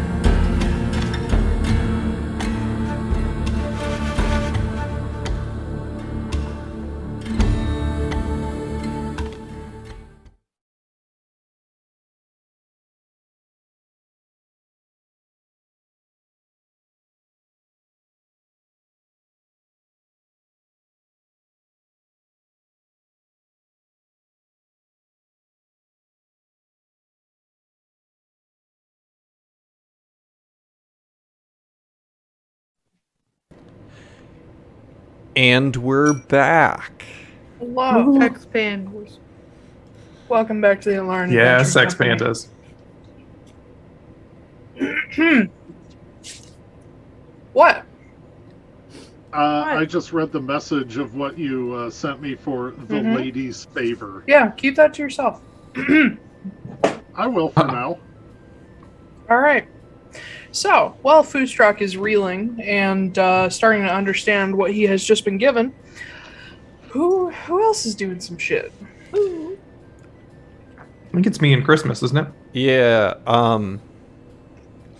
I know what I wanted to do. What did you want to do? Oh, I was thinking about going to the AMC office. I knew that. Yeah. Do we want to just go talk to that one guy, Barrett? Just The exotic pets guy. We can go talk to Carol Baskin. Let's go do that, and then once when we're done with that, I'm sure like Magda and Foostrak will probably want to go to the AMC office as well, so we can drag them along with us.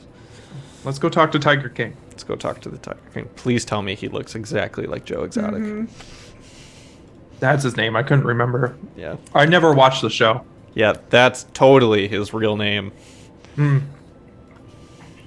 Okay.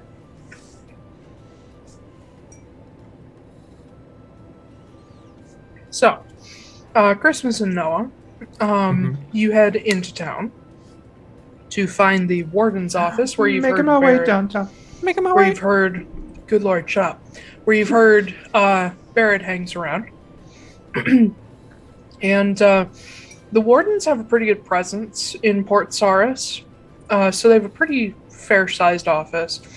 It is, there are parts of the city that are sort of almost Edwardian or Victorian looking, so in between the Cycladic architecture, there are some places that look like, a London street from 1890.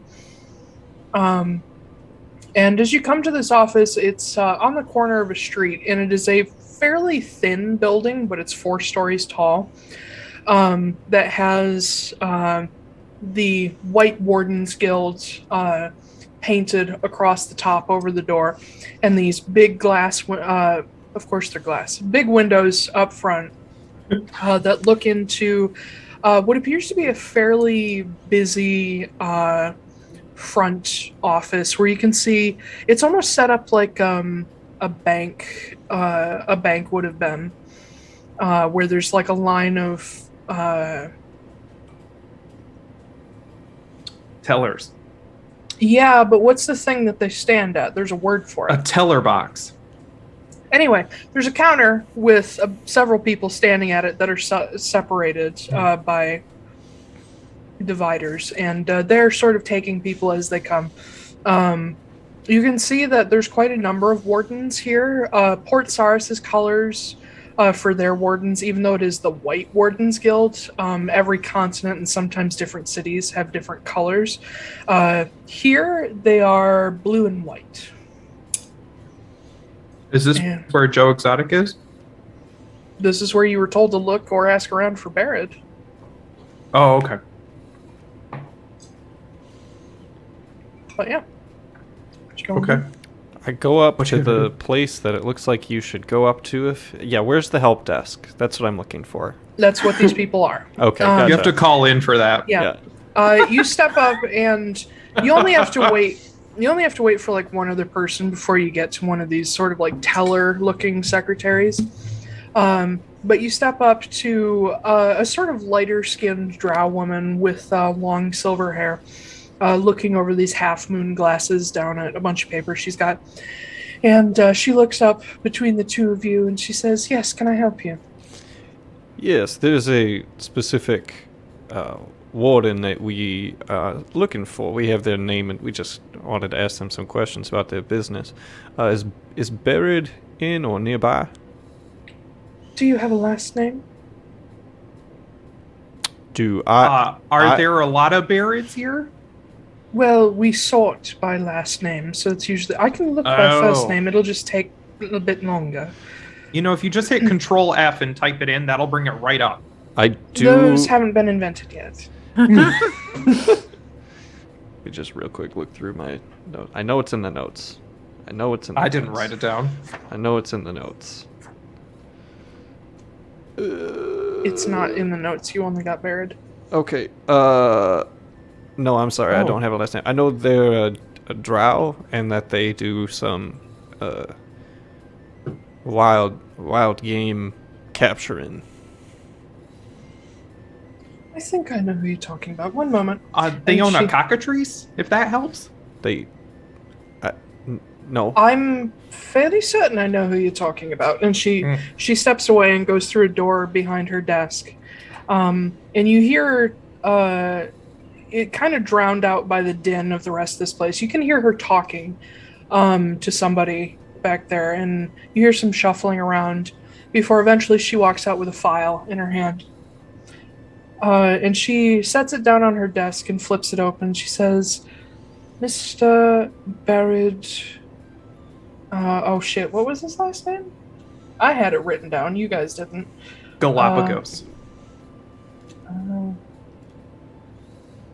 Barrett Gallon is his name. Oh, it's actually a G.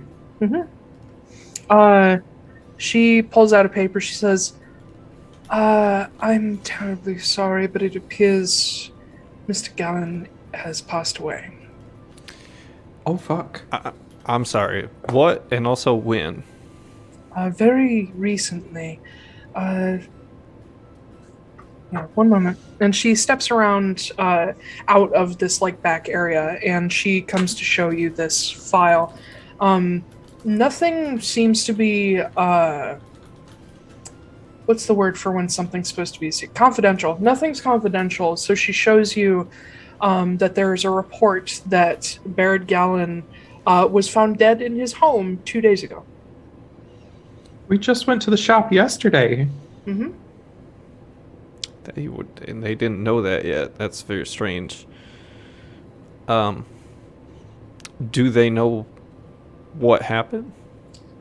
Thus far as much as is in this file, it appeared to be of natural causes, but they're still waiting on a report from coroner, just to be sure. Were there any creatures found in his house at all? He did have a number of exotic pets in his home, yes, but none that would have killed him in such a way. Do you know what's going to happen to those animals? Well, they are the property of his family now. Okay.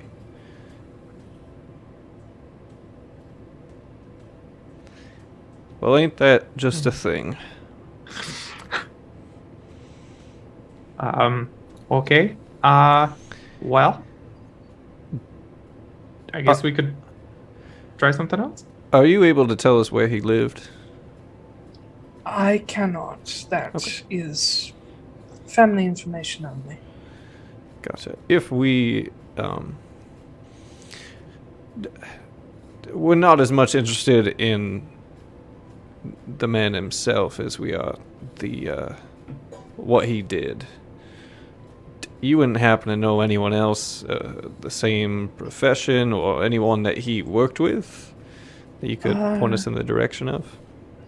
I do know of a number of contacts he had in Garel Shell in particular, but there are no other wardens in his same bracket, I suppose. He did have an apprentice, but I believe they're still in Garel Shell as well. Gotcha. So he didn't work primarily here. He actually worked out of some of the other continents, it sounds like. Yes, his home office is here, mostly because he deals out of Port Sauris since it's a central port. His work dealing in exotic animals was more of his own business. What he did for us was mostly research related to said animals, and working for cartographers and such. Did he have you said his home office is here. Does he have an actual physical office that we could visit? I cannot give clearance for that. That's fair. Where's the coroner at? That seems like a strange request. No, I'm just curious, like, if they've, taken a look and seen what happened yet or not. Once they have the report, they'll come here. Mm-hmm. And where would that report originate from? Make a persuasion check. Cool, I'm super good at these, you guys. Oh, cool, +0. Sweet. Oop. 1. She looks at you like suddenly like you're weird. She's like, it will come here. That's all you need to know. All right, well, I turn to Christmas, like, do you want to go find some other animals to capture? Or hunt down somebody else, or,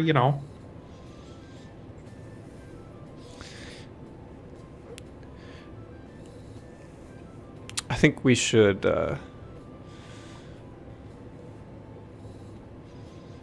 think we should regroup at the. I'm gonna say this loud enough so that the person that's like helping us can hear. I think what we should do is we should regroup first at the AMC office, and then see if this is a matter that still requires further investigating. Okay, yeah. Noticing what he's doing, I like wink at him. I'm like, yeah, and we'll let the collective know as well. Yeah. Yeah, that's probably a good idea. She rolls her eyes like she doesn't believe you. Yeah, I figured. No, that's fine. Anyway. Yeah, time to go. Okay. Yeah, by the time you guys get back, everybody else is there too. Okay. Well, Birdcatch is dead. Oh.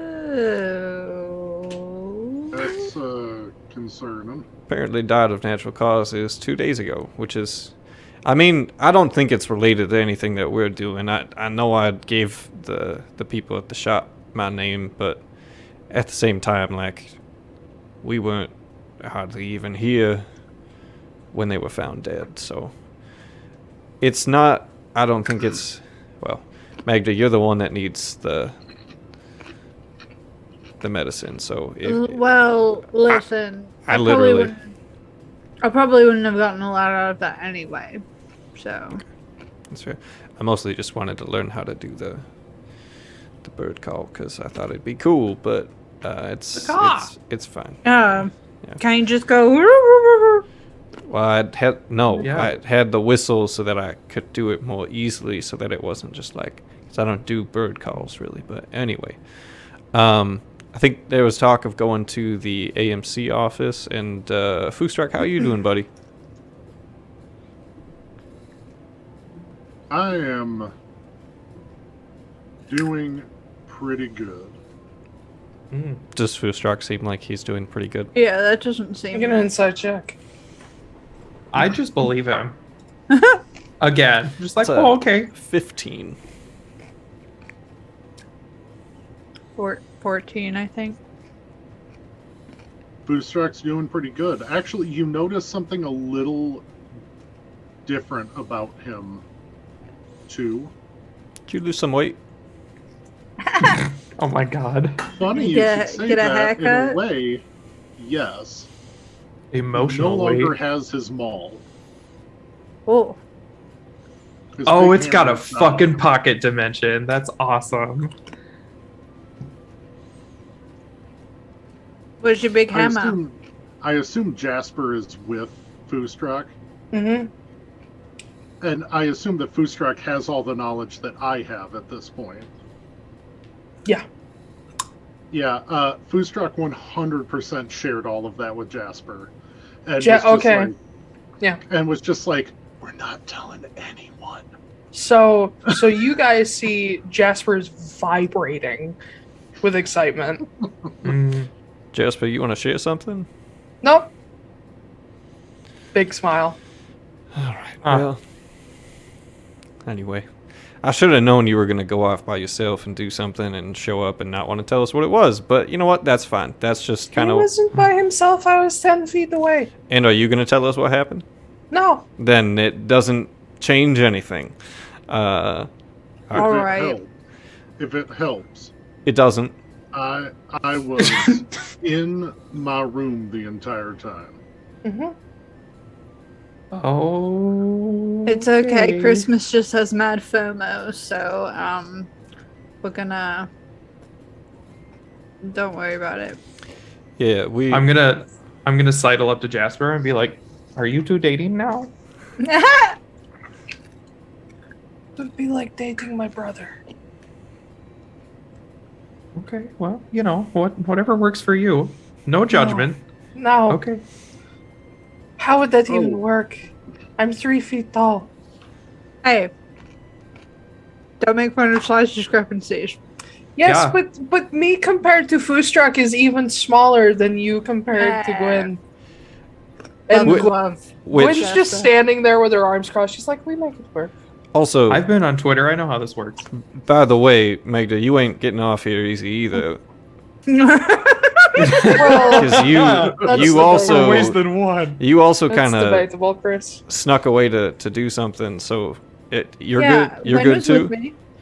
Right. Gwen was with me. You want to tell the class what happened, or is that something you're going to keep between the two of you as well? No, it was just we were just making out. It's fine. Yep. Do I even need to roll an insight check for that bullshit? No, not at all. Yeah. Well, Cool. we blew up another train while we actually, were out. I should say it might be a little true because I'm sure it happened somewhere in there, Yeah, but that's not what they were doing. Cool. Well, just remember this the next time that Noah and I go off and do something and come back and tell us everything that happened. Oh, wait, we just did that. Anyway, let's go to the AMC office so that we can all take on a job together and do that together as a group. okay. It's a family. Yeah. Cool. So you guys head off to the AMC, retracing most of Christmas in Noah's steps. The AMC office here is much bigger than others that you've seen because it is, after all, Port Sauris. Even though it is not the biggest city in the world, it is one of the top 20. This particular office is set up similarly to the White Warden's office, where they have a line of secretaries, but they're not separated out like bank tellers. They each have like these half-circle desks that are set into different corners of the room. But as you guys come in, you pass by a group of mercenaries all talking amongst themselves. You see they're all steel rank, and they are loaded to the gills with like weapons and armor. And you see one of them has a rolled up bounty poster in his hand. But they push past you, and inside, there's a few people milling around, mostly lower ranks, that are talking to the secretaries and either gathering information about the city or about a bounty they're working on or turning stuff in. You see one person in there is holding a halfling by the scruff of his neck, and the halfling has his hands manacled, and he's turning him in for the reward, and you see guards come in and arrest him.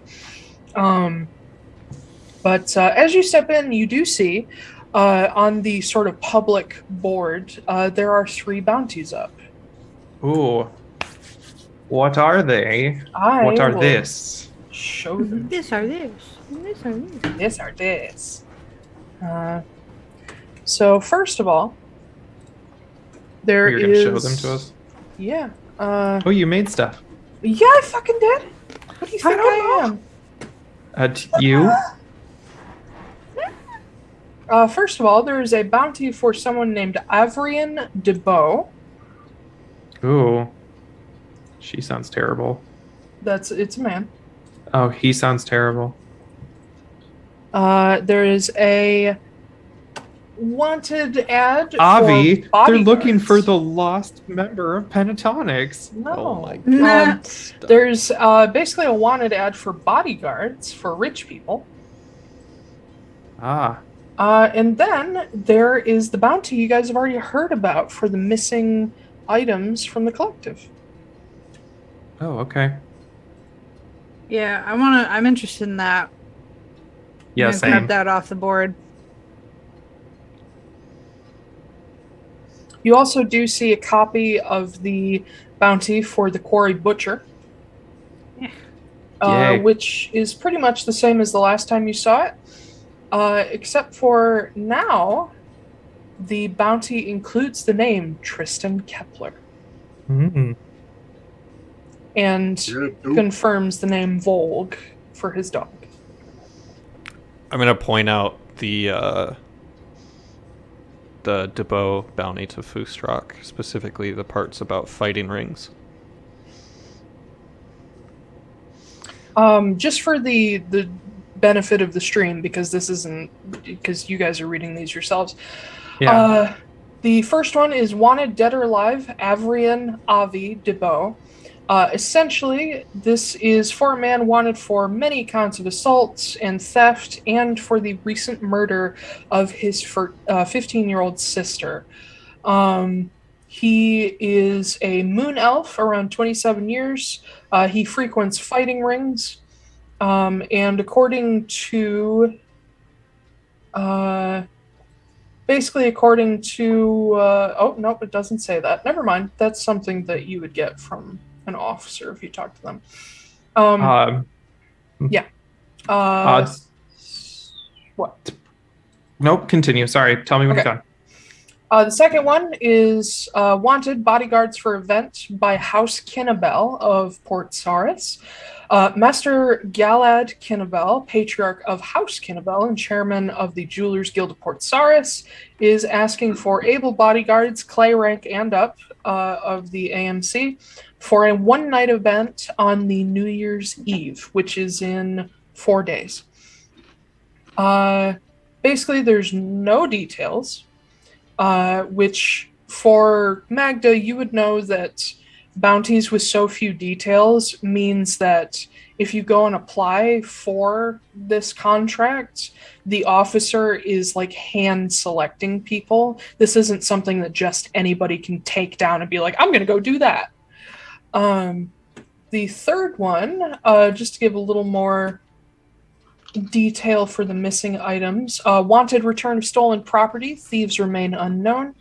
Following a break-in at Lodestone Hall, not Courage Manor. Lodestone Hall. On Turin 1st, the Obsidian Collective has issued a bounty for the return of stolen items and arrest of the thieves responsible. One is Overwatch, a Molinarch 720 rifle, originally belonging to Marin Veneer. The second is a scroll containing illustrations and translations of the runic Thunar spellbook tattooed on Silas Veneer's arms, created by artist Baron Avaldson, which is actually a rather famous name. According to the Lila Ritter, guards heard smashing glass and found the items missing but saw no one. They have reason to believe that it could be the Cult of the Eternal, given what the items are, and being that the cult is known to steal such artifacts related to Silas. Let's see. There is no reward listed for this one, because it sort of depends on what goes down. But all of these state that you should contact Sergeant Olsen Riley at the Lodestone Square AMC contract office, which is where you guys are. Now I'm done. Okay. I'm going to walk up to the counter. Is there someone, like a counter, someone available? Yeah, you find a Sun Elf man, secretary, short blonde hair. And he looks over at you and says, yes, how can I help you? Yeah, hey there, guy. We need to see Captain Riley. Sergeant. Mm-hmm. Brigadier Riley.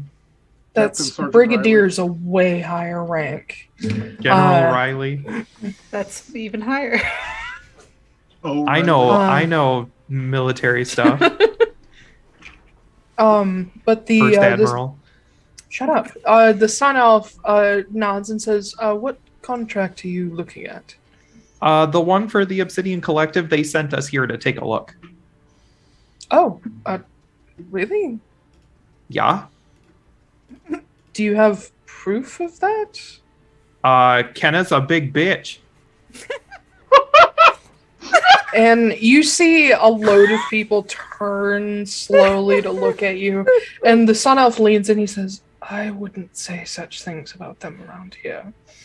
Do we have any? Have you met her?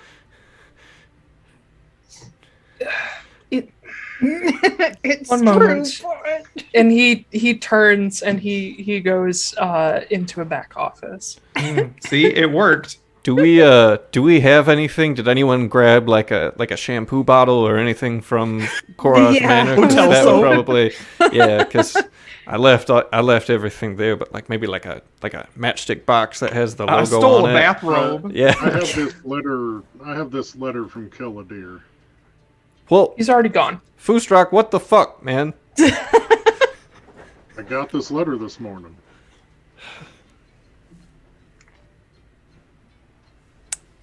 Well, too it late worked. now. Eventually, the Sun Elf comes back and says, she will see you. Just go back through that door there." Oh, okay. I go through the door. Do all of you go? I do. Cool. I do if they let me. Yeah. Okay. Yeah. You all kind of have to cram into this little office, but through the store, there's a fairly nice office, not very highly decorated. In fact, you get the idea that maybe the person here just moved into this office. There's a couple boxes laying around. But sitting in a cushy chair on the other side of this large desk is a half-orc woman who's a little on the small end for a half-orc, and not the sort of classical, like, muscly orc you would expect. She's very prim and proper, has a nice sort of suit on, and you see that there's a number of they're not like award medals, but like the medals that an officer would wear on her chest. And you do see there are a couple of smaller ones that look like maybe they're awards or maybe they're from specific groups. But she is clearly a retired officer of the Marrow Legion, similar to Lieutenant Tom. But as she looks across and sort of brushes her long gray hair out of her face, she sees all of you and says, "Well, I'd say to have a seat, but there's too many of you. Why don't I just stand?" And she gets up from her chair, says, "I understand you're all interested in the Obsidian Collective's bounty." Yep. Yeah, they sent us here. Mm-hmm. My secretary said that. You have been in personal contact with them. We're staying in Letter from, Courage Manor Killadeer. or Lodestone Hall or wherever the fuck. We're Garage staying. Manor. Garage Manor. Yeah, we're The staying Garage on Manor. the estate right now. Yeah. If you'd like, we can send a message to someone to have them vouch for us. But That's not necessary. I'm sure. What reason would you have to lie? Actually, though, can I see that letter? Yeah, I hand it over. Yeah, and they flip it open, and they just look at the bottom where Killadeer's signature is, and they say, "Oh yeah, that's real. All right. Well, so you've read the bounty. I'm sure they've told you a bit about it. Overwatch and the illustrations of Master Silas's tattoos are missing. We have gathered a bit more information since we posted the bounty. We are fairly certain at this point that the Cult of the Eternal is involved somehow, though we don't know if they directly stole it themselves. We have an idea that they may be knocking around the harbour a bit, potentially asking for more people to join them. They're very charismatic, very friendly people, and they tend to draw people in before they realise what's happening. are there any specific troublemakers in town that are part of that cult? We don't have specific names for the area right now. They're fairly... They haven't been able to establish themselves in Port Sauris till recently. They've sort of been a problem in other major places like Haven, Sega Fair. There was a time a couple decades back when they broke into the old house that used to belong to Silas and Marin Veneer. It's a whole mess. So they're new in town. Fairly, yes. But they're recruiting? It does seem so. Mm. Do you know what their tactics are or what they typically look for?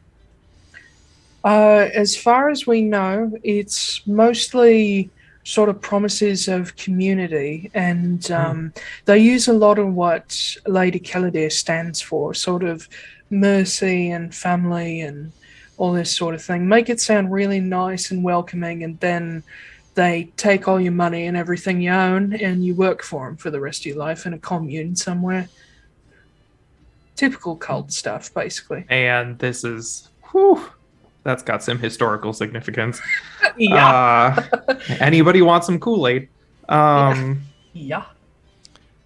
Okay. It's a cult. You know, I can probably get in there pretty easily. You know, same.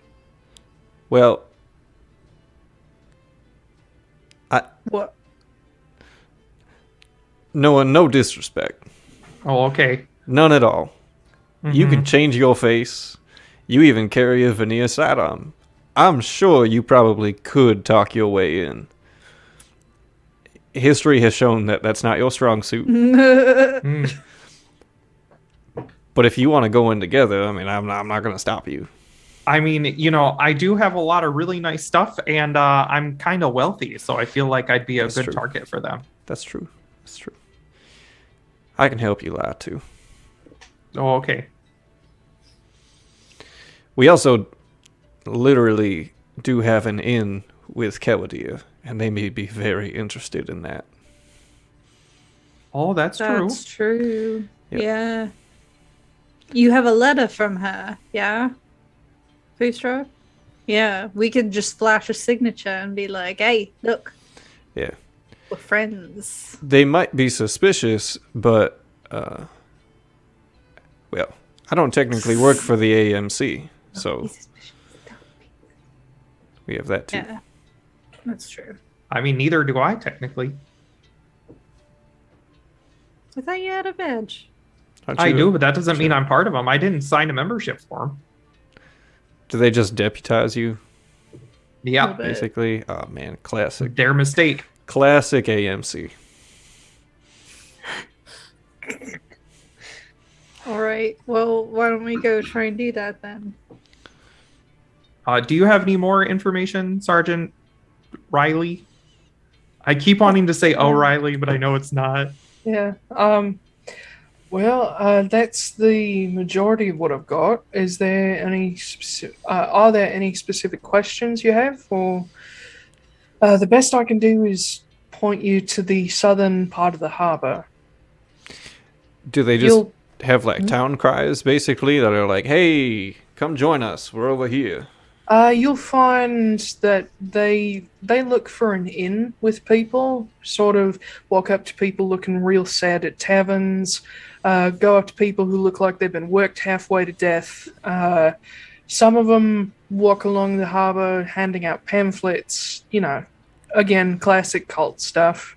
As much sad as and tired. I love this. as much as I wouldn't want to degrade myself, I just kind of looked sad and tired all the time. Yeah, that could work. Is this true?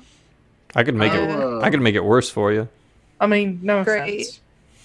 No, they, none fly taken, I'm any- aware. Just go a little heavier on the eyeshadow. I'll wear eyeshadow. I know. Do they fly any particular colors? Not really. They try not to stand out in a crowd. They try to look like normal people. But they're usually a little too excited about life, if that makes sense. Yeah, Mhm. cult stuff. Cult stuff, yeah. Yeah. Do you find them to be typically more active during the day, or I know you said sad people at taverns. Most of the time, my encounter with sad people at taverns is it's either late at night or very early in the morning. They tend to roam around a bit more as people are getting off work, yeah, usually in the evenings. They don't do a lot of skulking around at night, as far as I know, at least not recruiting at night. Right. They save all their illegal stuff for darkness. Cool.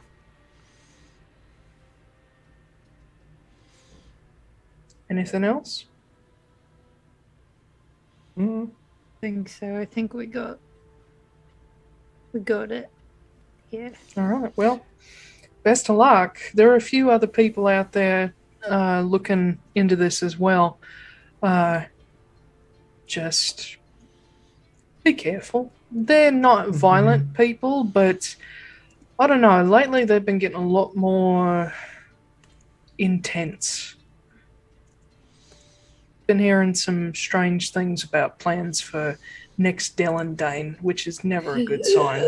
Oh, not a fucking again. Oh no! We can't keep doing this. Listen, I feel you like there's a never. backstory and I don't like it. You never let me get to Dane in 200, so now it's my chance to get to it in 502. Hey, we didn't do anything. You could have kept the campaign going. You could have kept it going. We all agreed it was a good ending. It was a good ending. Shut up. Don't tell me. Wow. No, I don't mean it. I'm sorry. But yeah. Okay. Well. Oh my god, your accent is killing me. You, Well, I don't know why, Well. but for some reason that like the Kiwi and the Midwestern Well. are really easy to switch between. Yeah. Yeah. Yeah. Did I come over to Calicut Harbor? We'll meet up with Bulwark and his mom, and it'll be great. Oh my god, don't. Yeah. You're messing me up. Okay. So we need to. Yeah, we need to go. We need to go before I sound like I'm from Carol Shell. Yeah, exactly. Well, I kind of wanted to take Cheeks. Foostrak on a bit of a field trip, but the rest of you more than welcome to come if you want to. what Where's kind this of field field trip?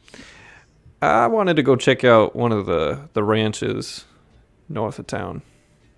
Okay. You feeling that like this is code for brothel? No. Yeah. And Gwen laughs. She's like, no, that's not the code for brothel. What is the code for brothel? There are a don't- lot. How many do you want to know? Name off 10 right now. Oh, fuck. That's one. Well, one of I'm going to the grocery store. I Yeah. have some errands to run. I will tell you from experience, church is often actually code for brothel. Oh, okay. Mhm. All right. Oh. All right. I get it. All right. It's what married men call it. Mhm. Take me to church, I wish like a dog. Schwadia. Oh god. Okay. Anyway. We're gonna. Yeah. Let's. I'm not going to the horse ranch. I don't know. I'm good. Okay. So the plan is to we're gonna reconvene at a tavern and look sad, and then Well, I mean, you're gonna look sad because Okay, fine. you'll be there, but sure. it might not help us to just spread out a little bit when we're there, because if they're going to be handing Okay. out pamphlets, someone can be outside and someone can be inside, and Gotcha. just Okay, so we should just meet up at one of the should we go to the busiest tavern or should we go to the saddest tavern? Sergeant, what's some of the taverns that have had the most trouble? Is it which one was it here? Was it the Pink Pearl or the Blue-Footed Booby? The blue-footed booby was in Cigarette. Yeah, the Okay. pink Yeah, the pink pearl was Pearl. here in Port Sauris. Was Yeah, there we it? go. Yeah. Yeah. Because it's where you guys Okay. met up with Rhea. Yeah, this is the one Oh, where yeah. I haunted Yeah. the twink for several Yeah. That's several where episodes. I think isn't that where I killed Flynn Yep. horribly? Yeah. Yep. Okay. You killed him while he was naked. It was great. Yeah. Mhm. it And was tied pretty up. great. Yeah. Yep. because Rhea lured him in, being like, "Ooh, sexy lady." Yeah. Let's see. The Pink Pearl is a brothel, not a tavern. And I don't know if it would be around 300 years later. The Pink Pearl? It's timeless. It is timeless. It probably has been like burnt down and rebuilt like 4 times. Yeah. Yeah, it's out there somewhere. It's a cultural staple. It's where you... No, never mind. I shouldn't say that. Every time the fire goes through, they have to find the pearl again. Yeah. There's an actual Pink Pearl. Yeah. Yes. Some of these tavern names are fucking ridiculous. Yeah. I mean, if you want to go haunt a brothel for some sad-looking people that need Jesus, I mean, it's a good place to start. Yeah, it's not... No. Or we could go to Meyer and hang out in the alcohol aisle. Oh, God. Yeah. Oh, God. I can't tell you how many fucking times I've had people approach me, like, in the alcohol aisle, and they're like, "You're not going to find what you're looking for here." And I was like, "Oh, no, I think I am, because the rum's right there." Yeah. Yeah. Oh, found it. There's the Malibu. Oh, there it is. It's right next to Jesus. Yes. Yeah.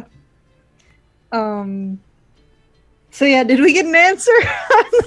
The Pink Pearl will be mentioned. But they'll basically give you a couple taverns and brothels whose names I do not have on hand. Okay. We'll pick one and decide to meet there as the sun is setting.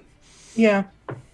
Gwen does offer. She's like, I could always go and scout places out. I'm pretty good at picking out sad places. Gwen, do you want to know what the problem with that is? What? You're going somewhere on your own, and we ain't gonna have any of that. I did not say that. I'll look over at Magda. Yeah, aren't I the one who's supposed to be all sad and mopey? You know, I kind of have to go. I'm just offering to scout the place out. I'm not asking that we start looking for them. Yeah. I know, if you two are going to go off by yourself, there better be some actual work getting done. Oh. Christmas? What do you take us for? And she actually steps up to Christmas and leans down to his level. She says, "You have no say in what I do with my free time." All right, Foostrak, let's go find some horses. Mm-hmm. All right. Take off, little brother. But she stands up and just walks out the door with Magda's hand in hers. Oh, wait. Yeah. I felt like there was something else I had to do while I was here. Oh, The can I try Shaggy Jackal's pub. I would like to talk to the secretary real fast. Mhm. Not I almost said quick and Real fast thick. and then real thick. Real thick. Yeah. Gwen will wait for you. Yes. Can you send a message for me, please? That would depend on who to, possibly. I will describe my father. And then just say just say that this is from Magda. She's checking in to see how he's doing, if he's run into trouble or anything like that. Are you asking me to send this via Vodra post? Can you do the little sending thing? I think one of the secretaries can. I thought and- that's who I was talking to, but all No, right. you're talking to the sergeant. No. I said I'd go No, up she to left. one of the secretaries. Oh, I didn't hear that Yeah. part. I'm sorry. I Yeah. got the wrong accent on. Yeah. Then. I gotta be fucking English, which is a hard switch from Kiwi. Yeah. Yeah. The secretary says, "Yes, of course, I can send that for you." And they start casting the spell, using more arcane means than the previous, like, runic means you've seen other people use. And as they send it, they wait for a moment and eventually say, he says that he is... oh, shit. I actually have to look at the map to see where he is. Noblin. Let's see. When did you guys leave them? Uh, Like a week ago? Yeah. something like that. Yeah.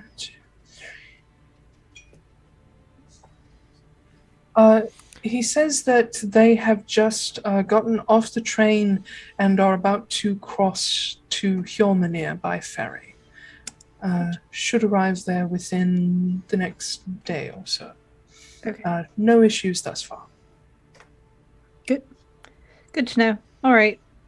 Thank you. Is there a fee for that? I don't remember if I need to pay for No, that. it's no trouble for one message. Okay, cool. All right.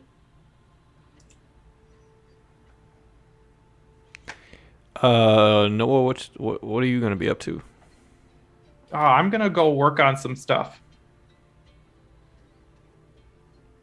I got more things to make. Alone? Can I work in my room by myself? I mean, that's what Foostrak did, so I guess it'd be okay. Okay. Should I go and hang around the villas? Jasper asks. No, you don't need to. It's fine.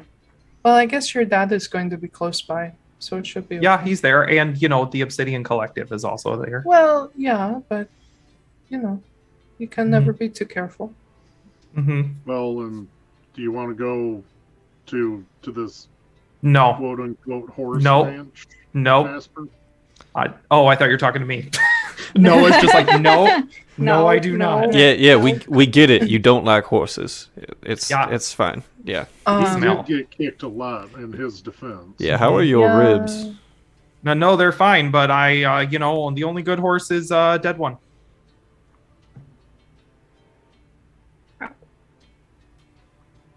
Wow. Do they say that in Reese's Ridge? Nope. We just made that up recently. Oh, Okay. that's Oh, Noah that's a original. Noahism right there. All right. Yeah, so Noah's definitely not coming with to the ranch. I do have some kegs of powder if we want to say hello to them. I'm super good with you just leaving those behind. Mm-hmm. I mean, imagine if instead of a toy horse, it was a real horse filled with black With a powder. bomb strapped to it. All right. I kind of like that idea. That's enough of that. We're offending the horse girl. Excuse me. Yeah. Yeah. So you guys split off. Mm-hmm. Jasper will go with Team CF. So it'll be Team CFJ. CFJ. That's CFJ, GM, and N. Yep. General Motors, what's up? No. Oh, Jesus. It's GMC. Thank you. Anyway. Yep, you guys split off into your specific directions. Let's start with Noah because I think this will be a little bit faster. What are you doing? Well, I'm gonna wait. It's funny that you say that. I'm gonna Okay, wait never until mind. everybody is out of eyesight. And then I'm going to cast Disguise Self on myself to Okay. look like a human. Just look like a real sad, dumpy human. And I'm gonna go to the harbor. Okay. Mhm. So, do you follow Gwen and Magda there, or do you just take Absolutely your own? not. I Okay, take cool. my own route. Yeah, I'm sure they split off occasionally, but Mhm. yeah, the South Harbor is kind of a rough-looking place. Definitely one of the older parts of the city, and one of the few parts of the city that is made of mostly wood, whereas the rest of the city is mostly stone. While I'm walking, I'm going to load one incendiary round, and I'm going to load one poison round, or one aconite round as well, the paralytic. Okay. But getting there, you see that there's you see all of the like cranes hanging out over ships and out over open water. Not cranes in the sense that we have today, obviously, but manual ones. There are huge warehouses that just sort of tower over the edge of the docks. The docks themselves extend, like the boardwalk itself extends like a good maybe 30 feet out, and then actual docks go further out, and there are a few breakwalls and piers. The harbor is pretty busy because, after all, it is Port Sauris, one of the biggest trading hubs in the world. And you see everything from like little bitty, like single-masted schooners that are like fishing vessels, all the way up to what is called a daw ship. That is a giant-made ship, which means it's about 3 times the size of the largest human-made ships. Like, take a galleon or a man-of-war and double it. It's huge. But those are anchored further off because they're too big to come in close. A lot of sailors, a lot of dock hands, a lot of people of different origins, races, ages around here. There's a disturbing number of children working here, like kids that shouldn't be working at their age and who look a little too hungry and scruffy. There's also a disturbing number of very, very old people who should not be working anymore. Oh, so this is Walmart, is what you're saying? Yeah. Cool. But generally, just children and old people. Well, but yes. That's literally Walmart. Okay. Yeah. I'm not saying it's just old people and children. I'm just saying there's a little too many of them. Yeah. You know, considering child labor laws and shit like that, and people being over 70 and operating heavy machinery. Yep. But yeah. Pretty much everybody looks... Shut up. Pretty much everybody looks dirty and tired and is just trying to get on with their day. At this point, it's probably around, like, early afternoon or so. So there's still quite a bit of the workday left. I'm gonna look around. I want to do 2 things while I'm looking. I want to see if I see anybody with pamphlets. And I also want to see if there's, like, a sad-looking tavern around here. There are a lot of sad-looking taverns and a lot of brothels and a lot of both. You will see, because if I remember correctly how the harbor is set up, I know where the Pink Pearl is. There are basically a line of different taverns that are really badly placed and like competing with each other, and they have like increasingly bigger and more gaudy signs, like trying to like one up each other. But you see one that looks pretty like almost demure compared to the others, that has this peeling like paint on the outside over bad whitewashing. And the front door is a lovely shade of pink. And the sign is just a simple, like, metal hand-beaten sign that shows an oyster. An oyster with, like, a little pink pearl in the middle of it. Among the others, there's some with really ridiculous names, like the Shaggy Jackal. There's some that have like plays on the names of famous people, and you do notice the marine veneer. Walking along actually past the Pink Pearl, you the kitten glance... There we go. That's a good one. Shush. You glance down an alleyway and actually notice that there's a spot where the ground is black, and it's perfectly circular. And pinned to the wall next to this, there is a plaque in brass that has the name Aether written across it. Oh, no. It's still there. Sad. Do I see anybody with pamphlets around? Make a perception check. Okay. 1. Gosh, there's just Oh no, wait, I'm sorry. Perception 3. Did you roll a 1? Yeah, I rolled a 1. Yeah. Gosh, there's just nobody out there today handing out pamphlets. But as you go further along, you start to hear somebody like calling out, and you're like, "Ooh, maybe this is it." And you go up and see a guy with a table just on like a street corner, and he is just bellowing across the harbor about how the Obsidian Collective needs to be destroyed. Oh, I'm gonna go talk to him. Yeah. So this human, surprise, surprise.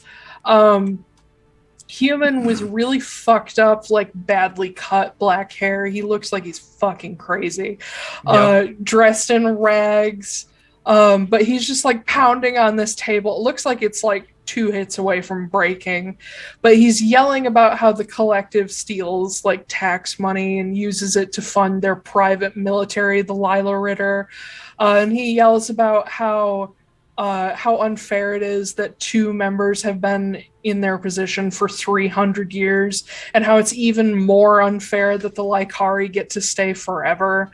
And how people should not bow to the whims of things that are not people, essentially. His biggest platform is that the Lycari are not people, essentially. It's very eugenics-y. Yeah, that's very not cool. Yeah. Okay. But he is passionate about it. As many eugenics people are. Drowning. Does he have anything to drink with him? Yeah, you would see that he has like a tankard that is clearly stolen from one of the nearby taverns, just sitting on this table, occasionally bouncing every time he hits it. Yeah. I'm going to walk up to him and lean on the table and be like, hey, guy, so what, talk to me a little bit about this, because I feel like what you're saying is true. Really? Well, yeah, I mean, all those people up there, they're just like getting away with murder. Literally, though. Literally, they get away with murder. They're not held to the same laws and standards as the rest of us. And he just starts yelling across the whole harbor again. He's like, do you know how many people Kenna MacAmbro has killed? As he starts yelling, I'm going to slip something into his mug. Make a sleight of hand check. Just gonna roofie this guy. Oh, fuck. 27! I mean, God, he rolled well, but there's no way he's beating that. Yeah, you just slip this into his drink. What is it?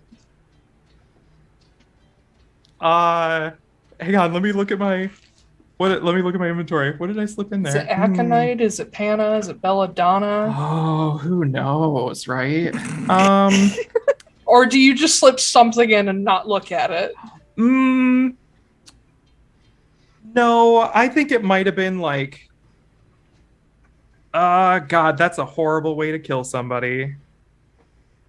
I'm going to do aconite, just a little bit of aconite. Okay. And I'm going to listen to him yell until he takes a drink. It's going to be a while.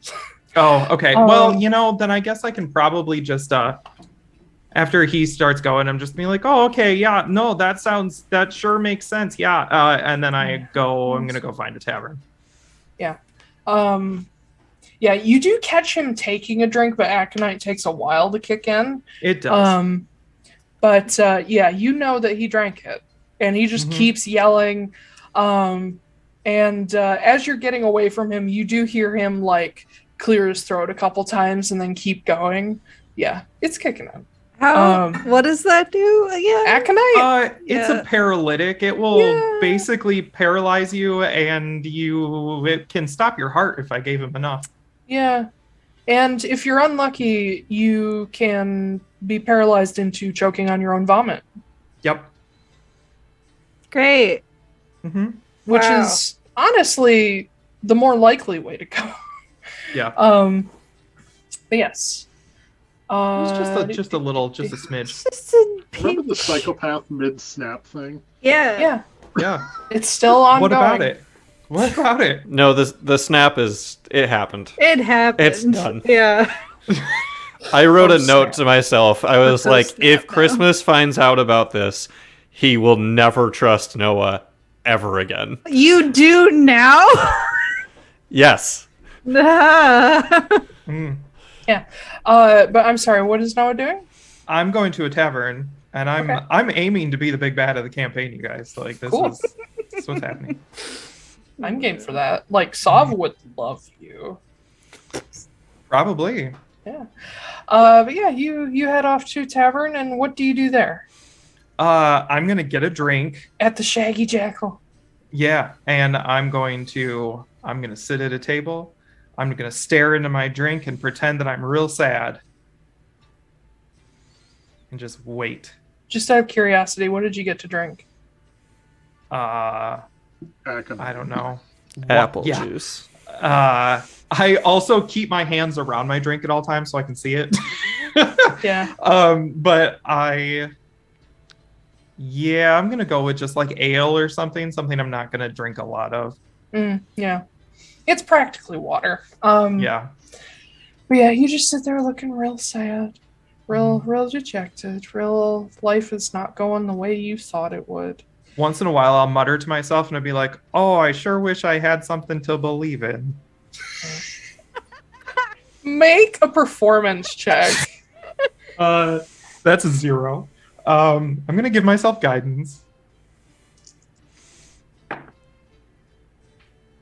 9. Oh gosh, man! I just wish there was something out there to believe in and just throw all my money at.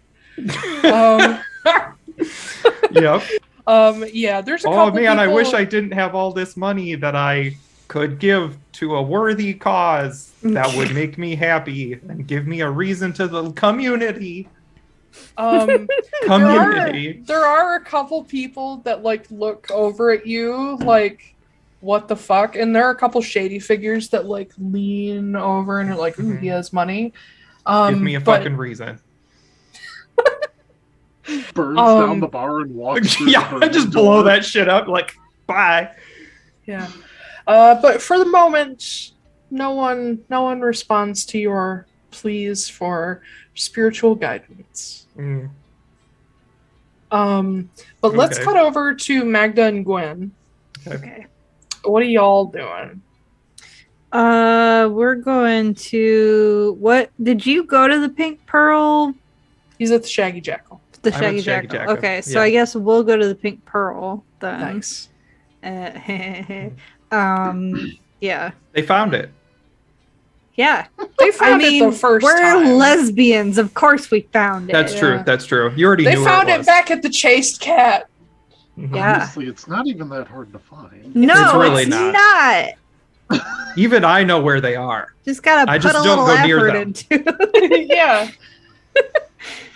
I've heard of the land of Taurus, and I do not go there.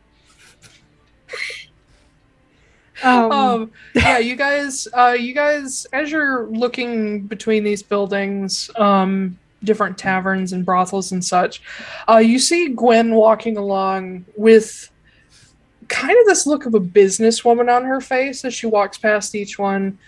She's like, no, too full. And then she looks into them and she's like, no customers at all.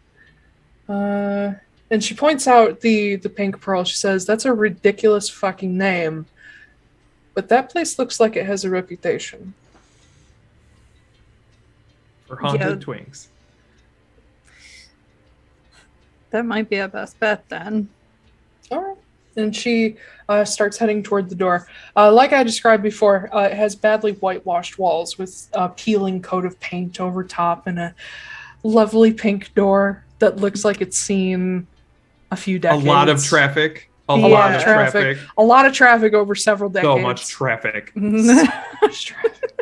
But those doors never stop flapping. Oh my god. So let me ask you this, Ash. Has Magda ever been to a brothel other than the Chased Cat? No. Cool. Yeah. Because the Chased Cat is very different. The Chased Cat is kind of what the Lavish Chateau is in Critical Role, where it's really very, nice. very nice place where you don't just go to sleep with people. You also go there for like social interaction and like to play chess with someone very intelligent and interesting, and it's a social atmosphere rather than just a fuck palace. Right. A fuck palace. This is the fuck palace. This place is like one of the brothels from the fucking Witcher 3, where it's just draped in gaudy, like not even silks, but they look like silk. Everything is like, all the furniture is overstuffed and like really old, and all the tables have like nicks and dents out of them. There's stains from beer that have been there forever. There is a small-ish bar, because what goes better with sex than alcohol? Don't take that as an advice, people. But basically each table is like, if someone goes and sits down, that's when the courtesans pounce. They're like, ooh, I'm going to take this one. But as the two of you step in, Gwyn has to duck through the door, of course. As the two of you step in, the first thing that hits you is the smell of incense, and like, not that great incense, but it kind of makes your head a little fuzzy, and it's all part of the opium. thing. Probably there's some opium being smoked around here, but you do see like there are little like tobacco stations and hookahs, and basically every kind of vice you can think of is available here. All of the courtesans and escorts here look desperate. A lot of them are a little on the thin side. There's a few particularly beautiful ones that are much more filled out, likely because they get more customers. And you see, standing behind the bar, there are a moon elf and a sun elf, each sort of going back and forth up and down the bar, which, considering the time of day, it's kind of surprising how busy they are. But as Gwyn steps in, she reaches out and like puts a hand on your shoulder and doesn't let go. Just sort of pulling you in, like almost protectively. She's like, just be mindful in here. Okay. It's not a jealousy thing. It's a literal, like, I'm worried for you kind of thing. But she will follow your lead, whatever you're doing. I don't know. Are we doing this now? Are we doing this? I don't know. The sad thing now? Okay. Wait, wasn't this Gwyn's idea? Yeah. She was going to scout places. Okay. Why don't you, go talk up the bar, and maybe I'll just, preemptively look sad in the corner somewhere? You know they're going to pounce on you, right? These courtesans. Okay, yeah, but, what if one of them's in the cult? I'm even more concerned about that. Well, yeah, but that's the whole point, isn't it? Yes. What are you worried about? You think I'm gonna? I could barely get you. I'm not gonna. That's not what I'm. I'm more secure in myself than that. Thank you very much. No, there's more going on here than trying to lure people in for sex. You will be pickpocketed. You could be drugged. I can hold my own. All right. And she lets you go, and she walks up to the bar, where immediately the moon elf starts flirting with her. But they just start talking. I will go off in the corner and look sad. Paul's sad girl routine. I'm going to ask you to make a performance check with advantage, because this is normal for you. Okay. Yeah. I still don't have great chorizo, but we'll see.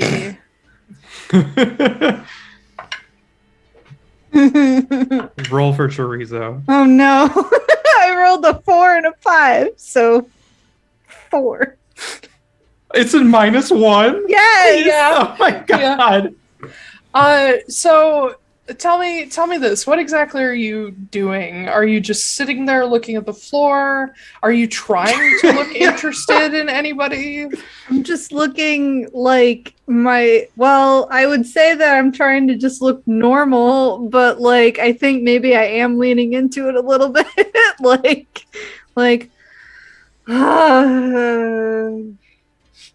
just like Okay. a lot of sighing. After like a good maybe 60 seconds, because they don't fuck around. Well, they do, but not. They don't waste time. A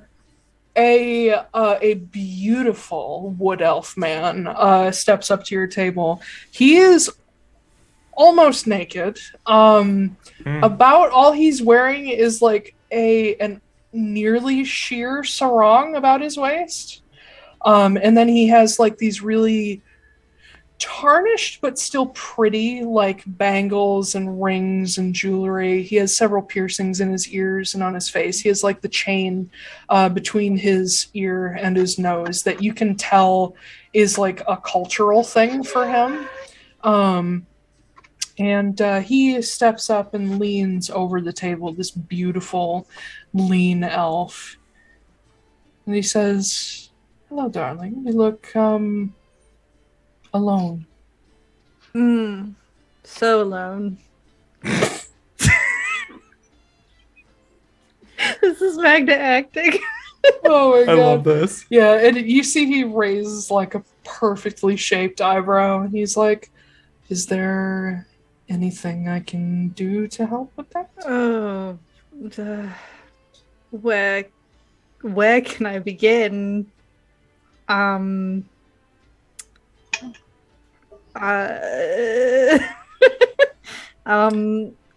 Just, I don't know, if you could give me like a direction, a purpose in my life, a community, if you.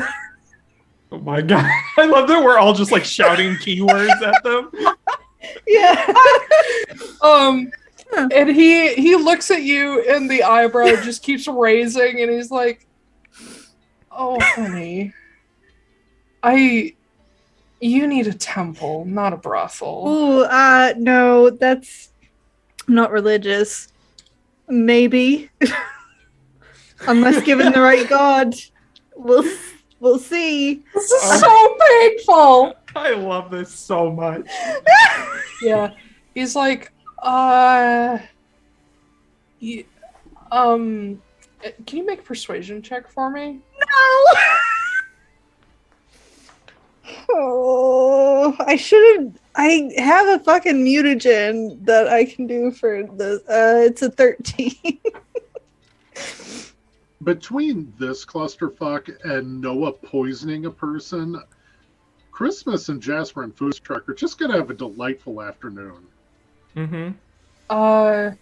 Yeah, he just looks almost a little spooked, and is like, "Whoa, you don't put your dick in crazy," kind of thing.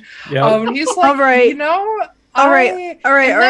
And then you see somebody step up behind him and put a hand on his shoulder. And you see a slim Goliath woman. She's maybe like 6.5 feet tall. Kind of small for a Goliath. Completely shaved head. Athletic, but again, slim, lean. She is dressed in a fairly nice dress shirt. She doesn't look like she works here. Dark trousers, like pointed boots. But she puts a hand on his shoulder and she says, I've got this. And he's like, "Okay." And he walks away. But she sets her hands on the table, very like claiming space. And she looks down at you. She says, "I couldn't help but overhear. You do sound like you need a little bit of help, honey." Yes, I have a very tragic life. So tragic.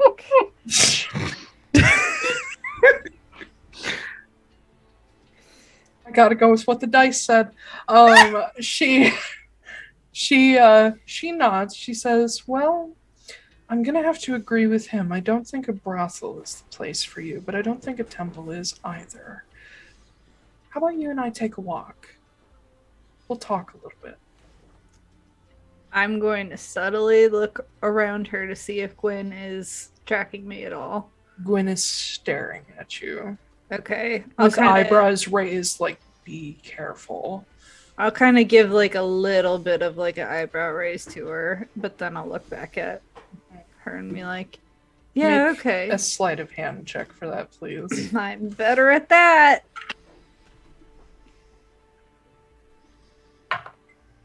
Oh, no. 8. Yeah. You do the eyebrow raise, and the Goliath looks over her shoulder. Gwen can't turn away fast enough. And the Goliath is like, I can bring your friend too.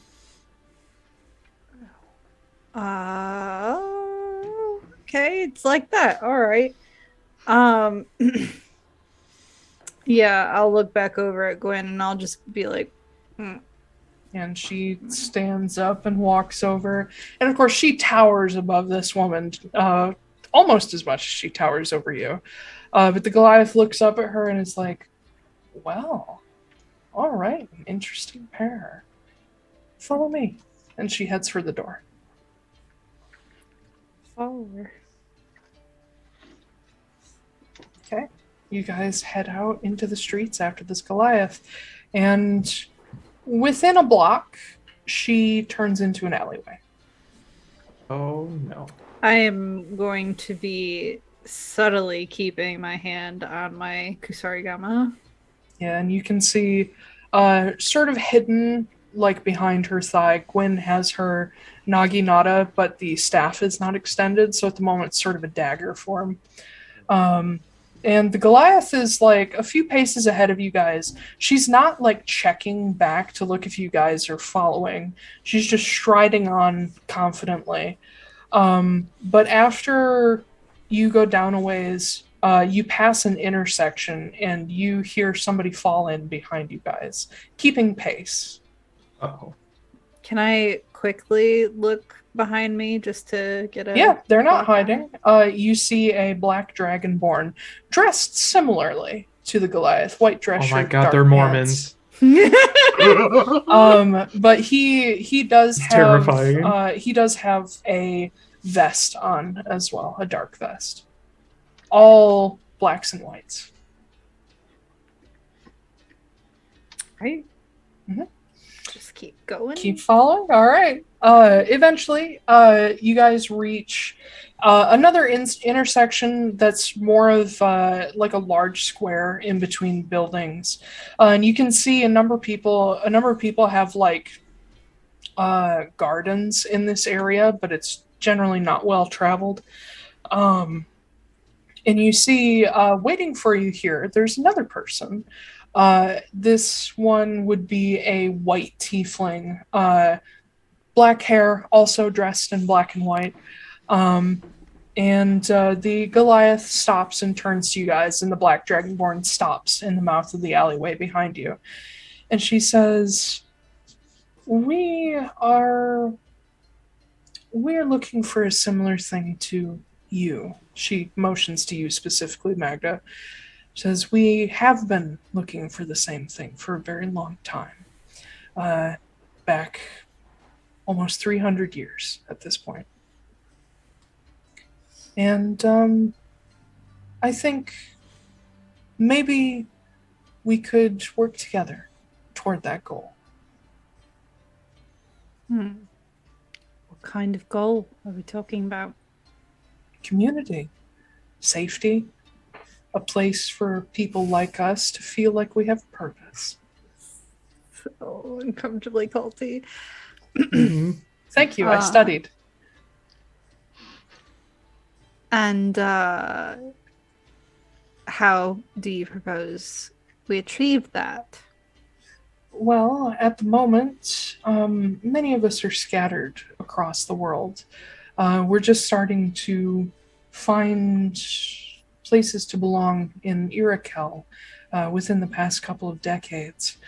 But here in Port Sauris, we we're particularly interested in forming a community following the ideals of some of the collective members, namely Lady Caladir and Lady Roan, going back to all the way back to some of Lord Silas's ideals, the peace that he sought.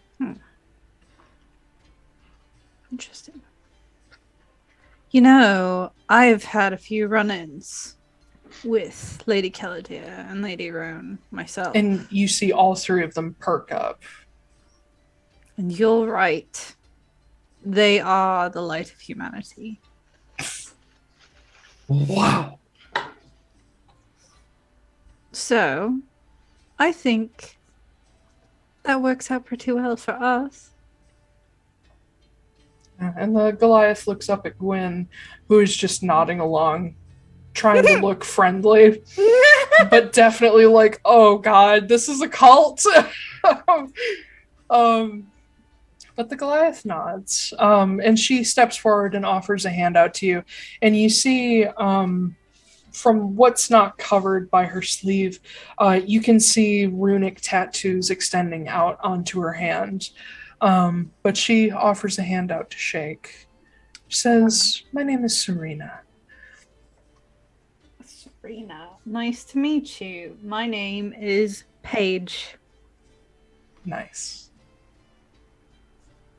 Make a deception check. And this is her girlfriend Piper. Yeah.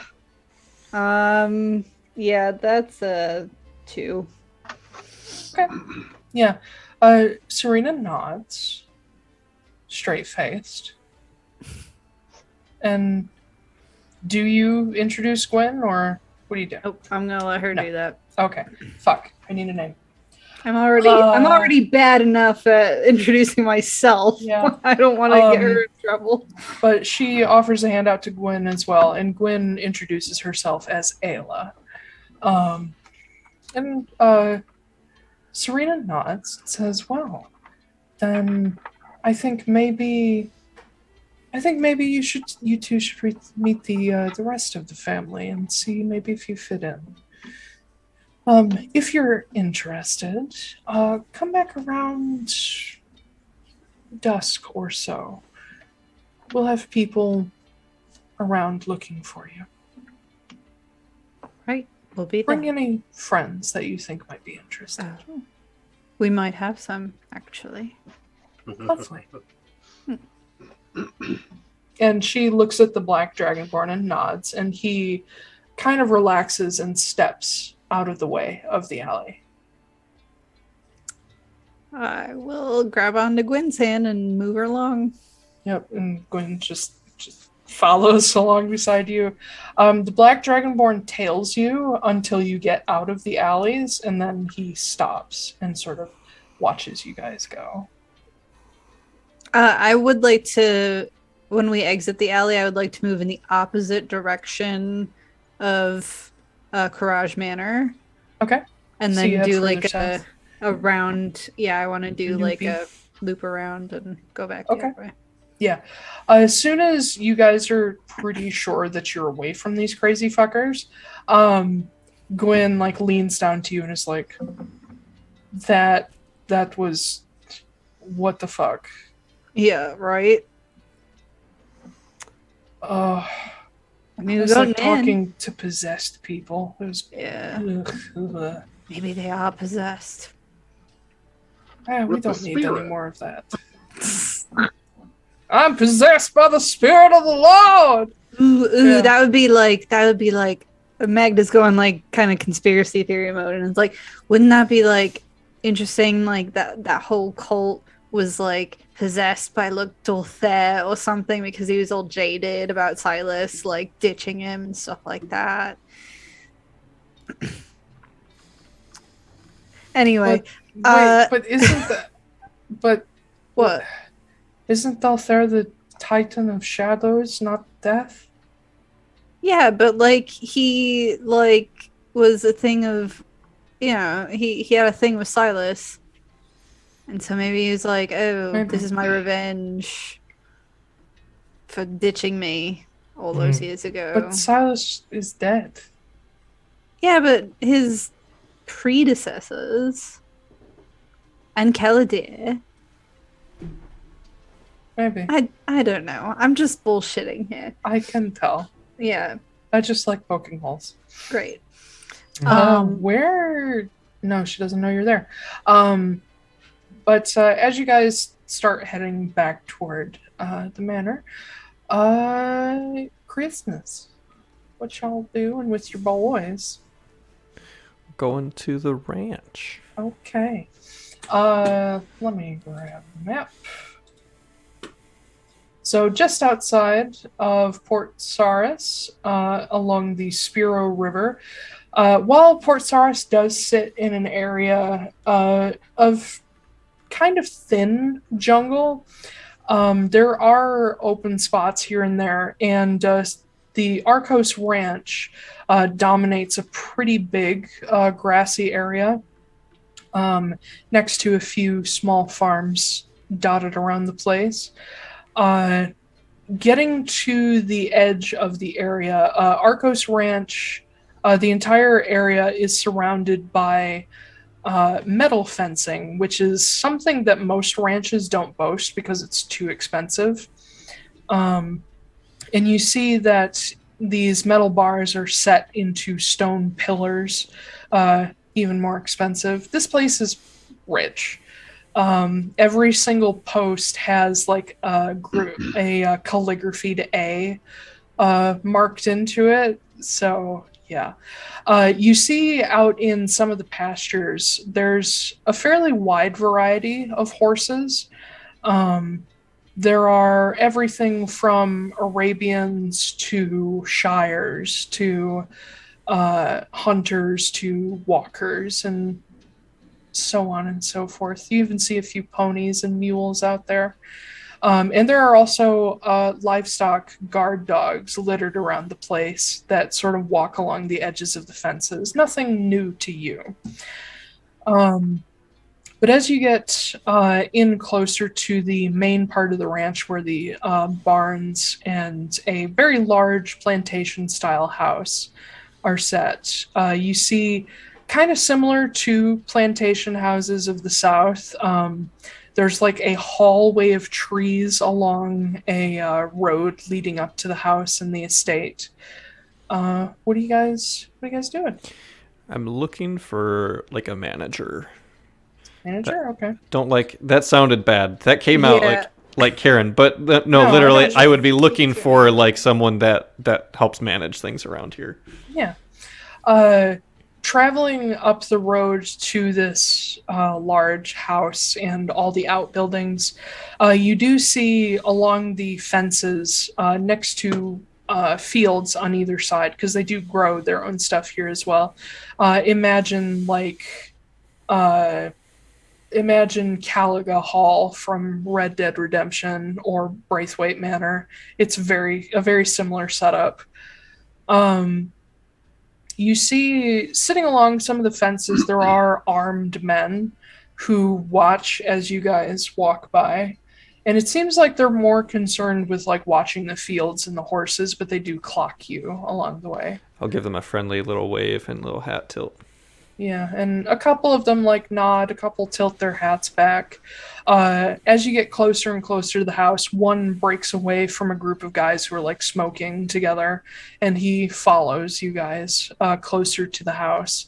The house itself is also guarded. There are armed men littered around the place, again, just watching over things. There's quite a number of employees around here. Some people like sweeping paths, others cutting grass, some trimming hedges. And then you do see a couple wagons like coming in, bringing supplies from town. But as you get up to the house, you hear the guy behind you whistle, and somebody up on the balcony of the house looks down.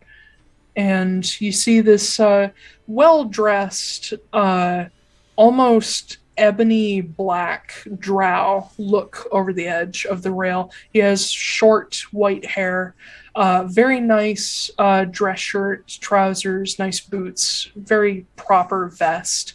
He seems to be just like sweeping the balcony. And he looks down over and he says, "Can I help you?" Howdy there. Good day. What can I do for you? Well, we're not from around here, but this is clearly. Yeah, right. Well, this is, everything around here is still pretty familiar to me, but my friend here, let's just say, I'd like to introduce him to some of your wares, but not necessarily for purchase. It's been a while since I've been able to really interact with any horses, and I'm sort of getting the itch to reconnect with them a little bit. You wouldn't happen to have any sort of ponies or older horses that are of a calmer demeanor that I can introduce my friend to? He could use some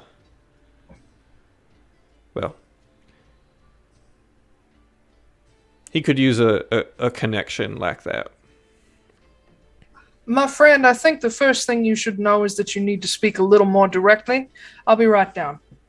And he sets down the broom that he's holding, goes inside. I turn to Foostrak and I'm like, all right, so he's one of those folks. Okay.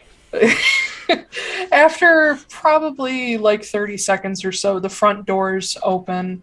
These two like mostly glass front doors that have like curtains behind them. But as he steps out, you see a younger man who looks almost exactly like him steps out beside him. And he comes up to your group. You can see he's like wiping his hands off. It looks like he took a second to wash his hands. He says, "Now, if I can understand your strange warbling, you're looking to play with the horses?"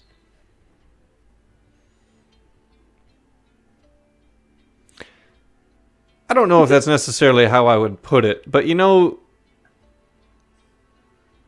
let's just call it that for now, yeah. All right. Just need to scratch that itch. That's even stranger, my friend. He looks over at Foostrak and then down at Jasper. He says, "We do have a number of older horses that we keep for riding lessons and the like. I imagine I could find some brute big enough to carry your friend here." Not necessarily to ride. Still, somebody tough. Is this going to be like a recurring thing? Are you looking to do therapy sessions or? I think maybe just sort of an introduction to it for now, but I'm also just interested in, the ranch itself. I come from a ranching family, where I come from, and. Oh, really? What ranch do you come from? Well, if potentially I was here to look into a future business transaction, I don't know if I'd want to necessarily say. I'd like to learn about the place a little bit first. That is rather suspicious. I'm not sure what to think of you, sir.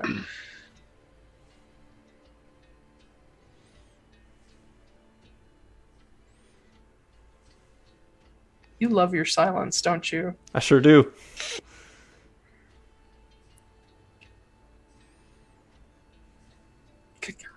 God damn it. He, realizing that you're not going to say shit all, he turns to Foostrak. He says, "Do you know where this fellow is from, or are you just as clueless?" Well, despite he and I being friends for a while now, I don't know too terribly much about his past. And you're asking me to let you near prized horses? I mean, I'm not. He is.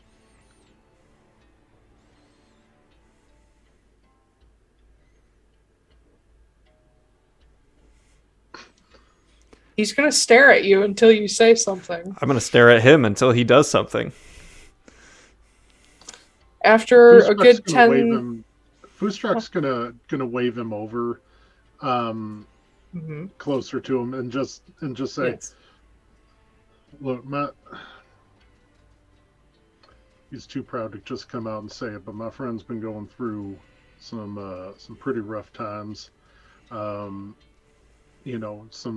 business transactions that he has worked on have fallen through, and one of the only things that he loves in this life is just his horses and Kiatori, and we've gotten to ride some Kiatori, but it ain't the same, is it?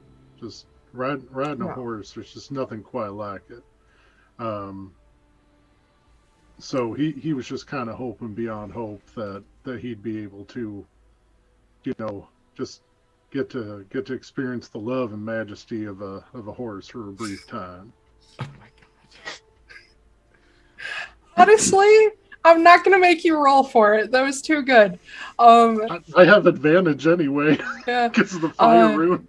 He nods and he looks back at Christmas and says, "See, now you could learn a thing or two from this fellow. I suppose there's no harm in you gentlemen spending some time with our older horses.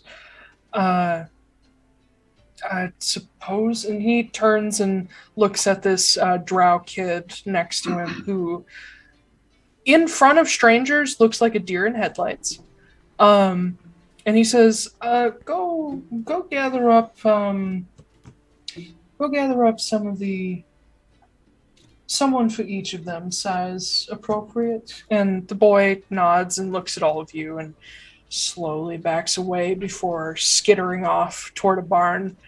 And you eventually see him come out like holding different sizes of saddles, and he goes to the edge of a pasture as the older drow leads you guys along the fence line.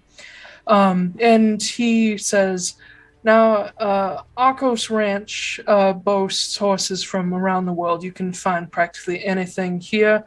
The only thing that we currently do not have are some of the Arctic horses, unfortunately. It's a bit too hot for them. But we do have Shires, Clydesdales, all kinds of walkers, hunters. We've got plenty of show horses. We have work horses that have needed a new home after they grew too old. That'll probably be one of the Shires that you'll get. And we also have a number of ponies that we use to teach young children how to ride." And he looks to Jasper and says, "Now, I'm sure you could ride yourself an adult horse, but we have some larger ponies that I think you'll enjoy. Little speedy guys." And as you reach the young kid, he is bringing around a massive Clydesdale who... probably is like, I don't remember how horse measurements work, but he's damn tall. He's probably as tall at the top of his head as Foostrak is, so he's big. He's got a lot of like harness scars and saddle scars. 17 to 18 hands. Nice. Yeah, probably verging on 18. I don't know what a hand is though. It doesn't make that any is sense. About 18 hands is 72 inches. Yes, but I don't know what a hand is, like inch-wise. It looks like it could be... I don't know. What's 72 divided by 4? I'm so glad that Koop and I both just held up Or one 18. hand and pointed at it with the other Oh my one. god. 4 inches each? It's about 4 inches per hand. Why is a hand 4 inches? Most people's hands I think it's are just like your palm. 6 inches. Palm. It's not your fingers. That's it's just your palm. stupid. Why? Anyway. I don't know. I know you don't know. Americans will use anything except for the metric system. They literally will. Yeah. Yeah. Oh, a hand is exactly 10 centimeters. You know what? That makes a little bit more sense. than Or inches. I mean, maybe a little over 10 centimeters. I don't know. centimeters makes more sense than inches. But it weighs 2,000 pounds. Yeah. An older Arabian, they would be called something different in Atlaran, but I don't care. An older white Arabian, the Shire is black with like a white blaze and white fur around his hooves. The Arabian is pure white. Pure white with a, currently their mane and tail are braided. And then a little, like Scottish Highland pony is trotted out as well that sort of follows the Shire and the Arabian around pretty closely. But the drow sort of motions to them as the boy is struggling to saddle the Shire.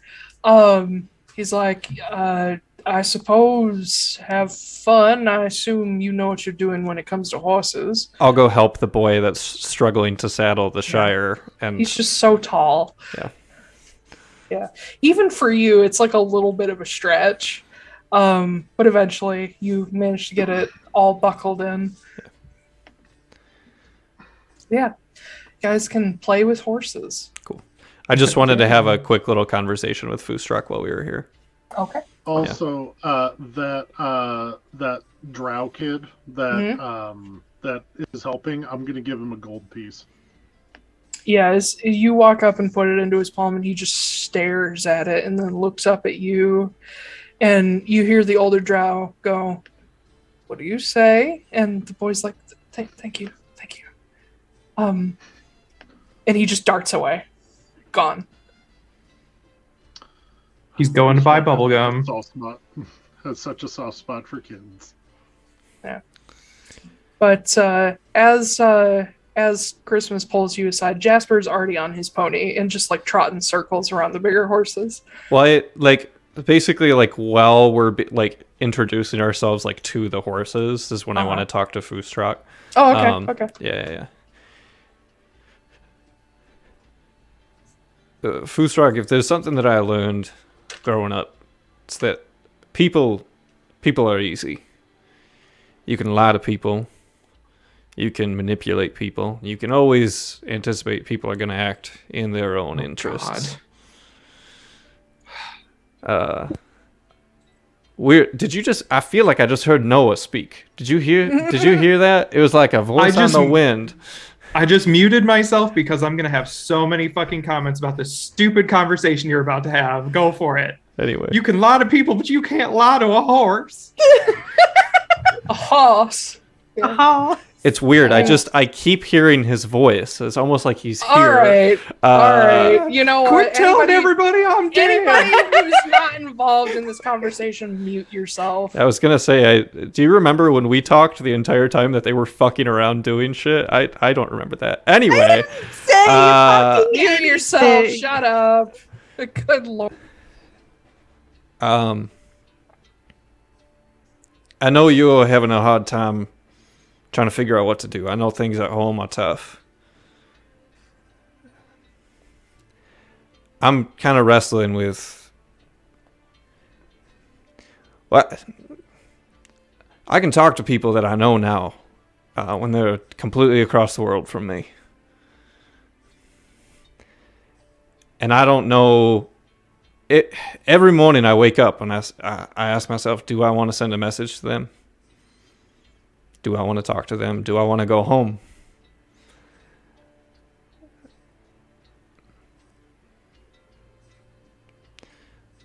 But those people weren't great for me. I got more joy out of interacting with these animals than I ever did with my ma and pa. You got to earn a horse's respect. But once you have it, it's a precious thing.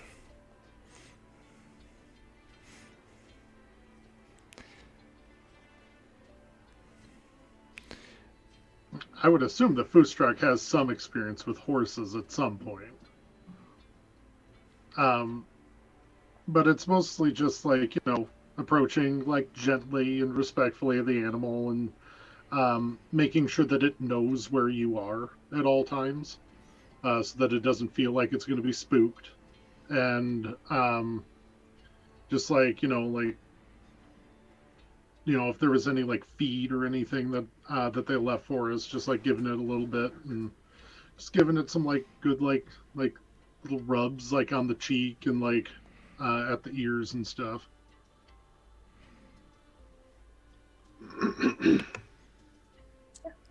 The Shire horse, who's an older male, would have been, I believe it's called a gelding. He is pretty chill, just in general. He doesn't seem bothered by the new people. He doesn't seem bothered by you approaching him, a creature who is, equal in height to him. If anything, he's a little confused by you because you look like a cow. But yeah, he's just chill. He just kind of lazily chews on whatever you give him, and it's just like, yep, this is life. He's a good starter horse. Yeah, Chris. I mean, as you can tell, my mood compared to this morning is considerably better. Yeah, you want to talk about that? I had a little bit of a chat with LN today. Well, shit. Yeah, Lorcan somehow managed to get his hand on a particular artifact that allows me to have direct contact with her. You're definitely right. I've been wrestling with a lot of things. I don't think I'm going home.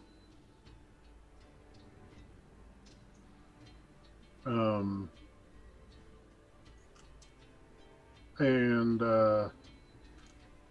my wife and I need to have quite a conversation.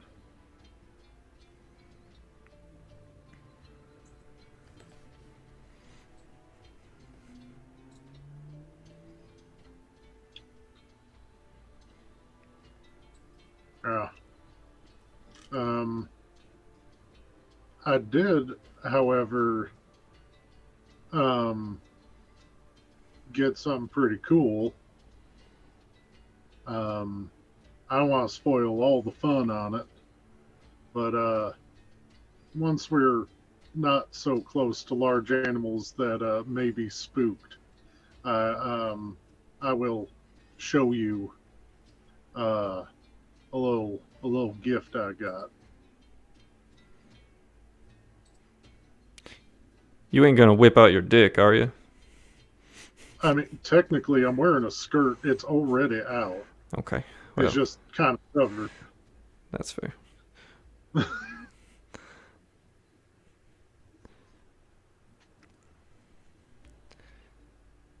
Well, I just thought that this would be nice for you.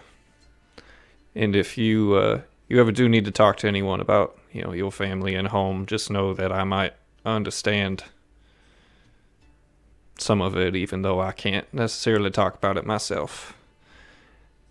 And no, I appreciate that. I didn't mean to make things uncomfortable back there with the ranch owner, but I have people that I need to protect, and the best way I can do that is by, not talking about them. I understand that.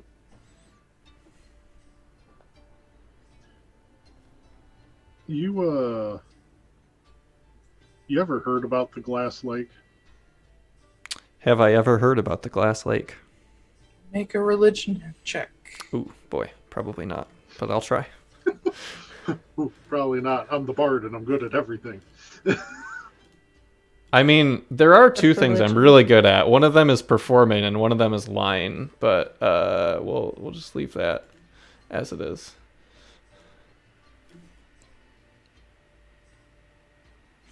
Anyway, religion. Oh, not good. +2. It's in the R's. Still very good. 19. Knowledge of the Balin Pantheon is fairly ubiquitous.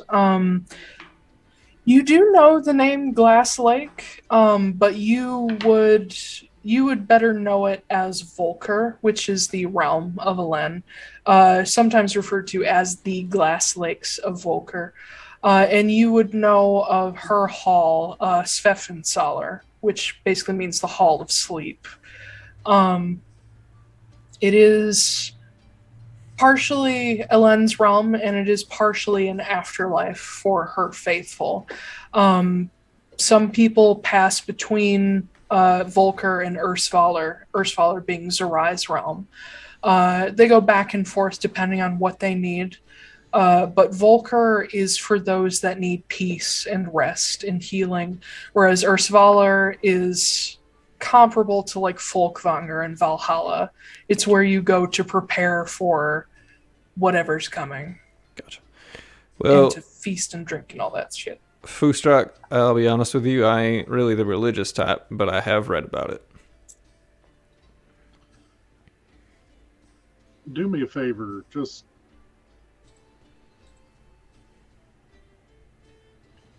listen to what's around us. I listen to what's around us.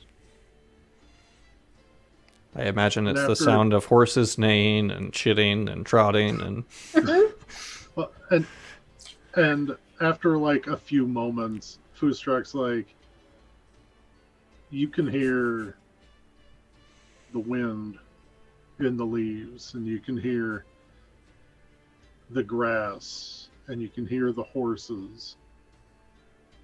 And it's just a place that really makes you feel at peace, isn't it? Yeah, it's probably why I wanted to come here. That's what the Glass Lake is like.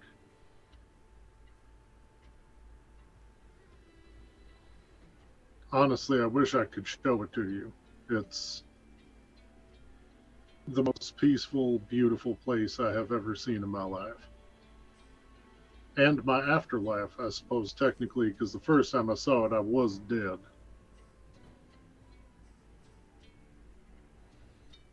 I completely understand why you would find peace in a place like this. It is very peaceful, and it is nice to be able to connect with nature in such a tactile way. And finding that peace inside yourself is something I know that I've struggled with, and I have the feeling that you have as well, and Magda has, and Noah is currently. I do worry about him. Yeah, I do too. I definitely I'm a little worried about where rage may take him.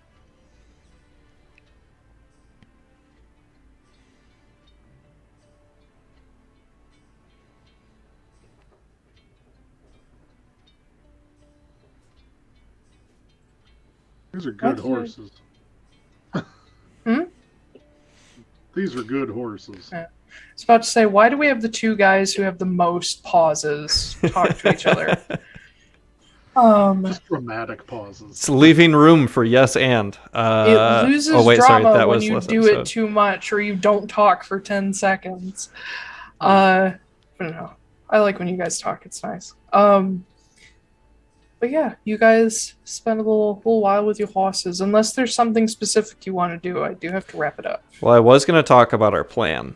Sure, go for what we were going to do. But it's... this is metagaming, but there's no point in talking about it now, so I won't do that. Okay. Yeah. I do want to do one more thing before we wrap up. Okay. Noah, as boy. you're sitting at the Shaggy Jackal, Mhm. what have you been doing waiting for someone to come around. Are you doing anything specific? I haven't been doing anything specific, but once I felt my disguised self getting near the end of the hour, like with like 10 minutes left, I'd leave and probably head back to the collective. Okay. As you're like getting up from the table you were sitting at, there's a moment where you catch something out of the corner of your eye, like a flicker. And as you like look directly toward it, you realize it's a person flickering in and out, almost like static. And you start to make out dark skin and long elven ears and glowing green eyes and a look of panic as it flickers. And you hear a familiar voice say, "Noah," and flickers out. And you hear the voice again, but with a different tone to it. Just say, "Shut up." And then it stops. It's gone. This is a particular person? It looks like Lorcan. Yeah, but is there like a literal person standing there who looks like Lorcan? No, it flickered in and out like static, and now it's gone. Oh.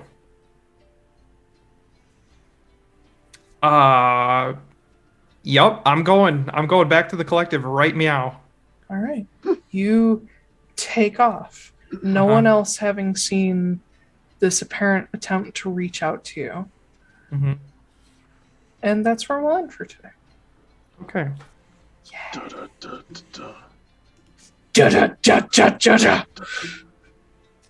Anyway. Yeah, that was all right. Cool. We used like half of the notes I made. That's fine. I'll just save those for next time. This always happens. Turin is the longest fucking month. It's almost the new year, guys. It's almost there. 4 more days. Uh-oh. Happy New Year. Happy New Year, sir. What? This is the year of the peacock. Okay. Oh yeah, Kung Fu Panda. You fucking love that movie. Yeah. I do. I just didn't click for me. Happy New Year, sir.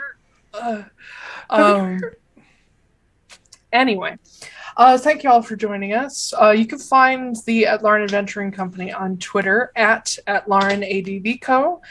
You can also find on the screen or in the description of wherever you're watching or listening our link tree, which will take you to all of our Twitters, all of our different links, our shop on Redbubble. Please support us there. We could use more people buying our stuff. It'd be fun. We are currently working on a book version of our first campaign, the Sleeper campaign, which is slow going at the moment, but it's getting there. I'm sorry. I'm not saying it's your fault. I literally didn't work on it for like 3 weeks, so it's fine. Like, literally, I don't care. We don't have a timeline. Just saying, I don't have anything new to talk about in it yet. We still got Ted. Yeah. Though the hippogriff scene is pretty good. Is it? I need to read it. I'm excited. It brings even more drama to the situation. Yes. It's good. Yeah. I think that's it for the general stuff. Ash. Hey, my name is Astrid. I don't know why I'm talking like that. My name is Astrid Knight. You can find me basically everywhere at Astrid K Writes, or on my website, astridknight.com. I got some stuff that you can read right now. You can look me up on Amazon. I have some stories in Tales from the Year Between, Volume 3 from Skullgate Media, as well as a story in anthology called Welcome to Simmons, Detective Spencer. Also, I have a book coming out on May 23rd. Definitely not March. May 23rd of this year, I have a book coming out called Perception Check. It's about D&D and feelings, and I'm revealing the cover for it on February 1st. If you would like to see the awesome cover that I have for it, you can find me on the socials at that handle, and you can see it when it comes out. Nice. Yeah. Blake. Okay, it's me. I'm Blake R. Wolfe. You can find me at blakerwolfe.com, BlakeRWolfe. I write fantasy novels. I've got a complete series out called The Crystalline Chronicles, which is currently available. Actually, book 1 is free until Monday, so if you want to snag that. And then I recently published book 1 of Bone, Stone, and Wood called Exordium.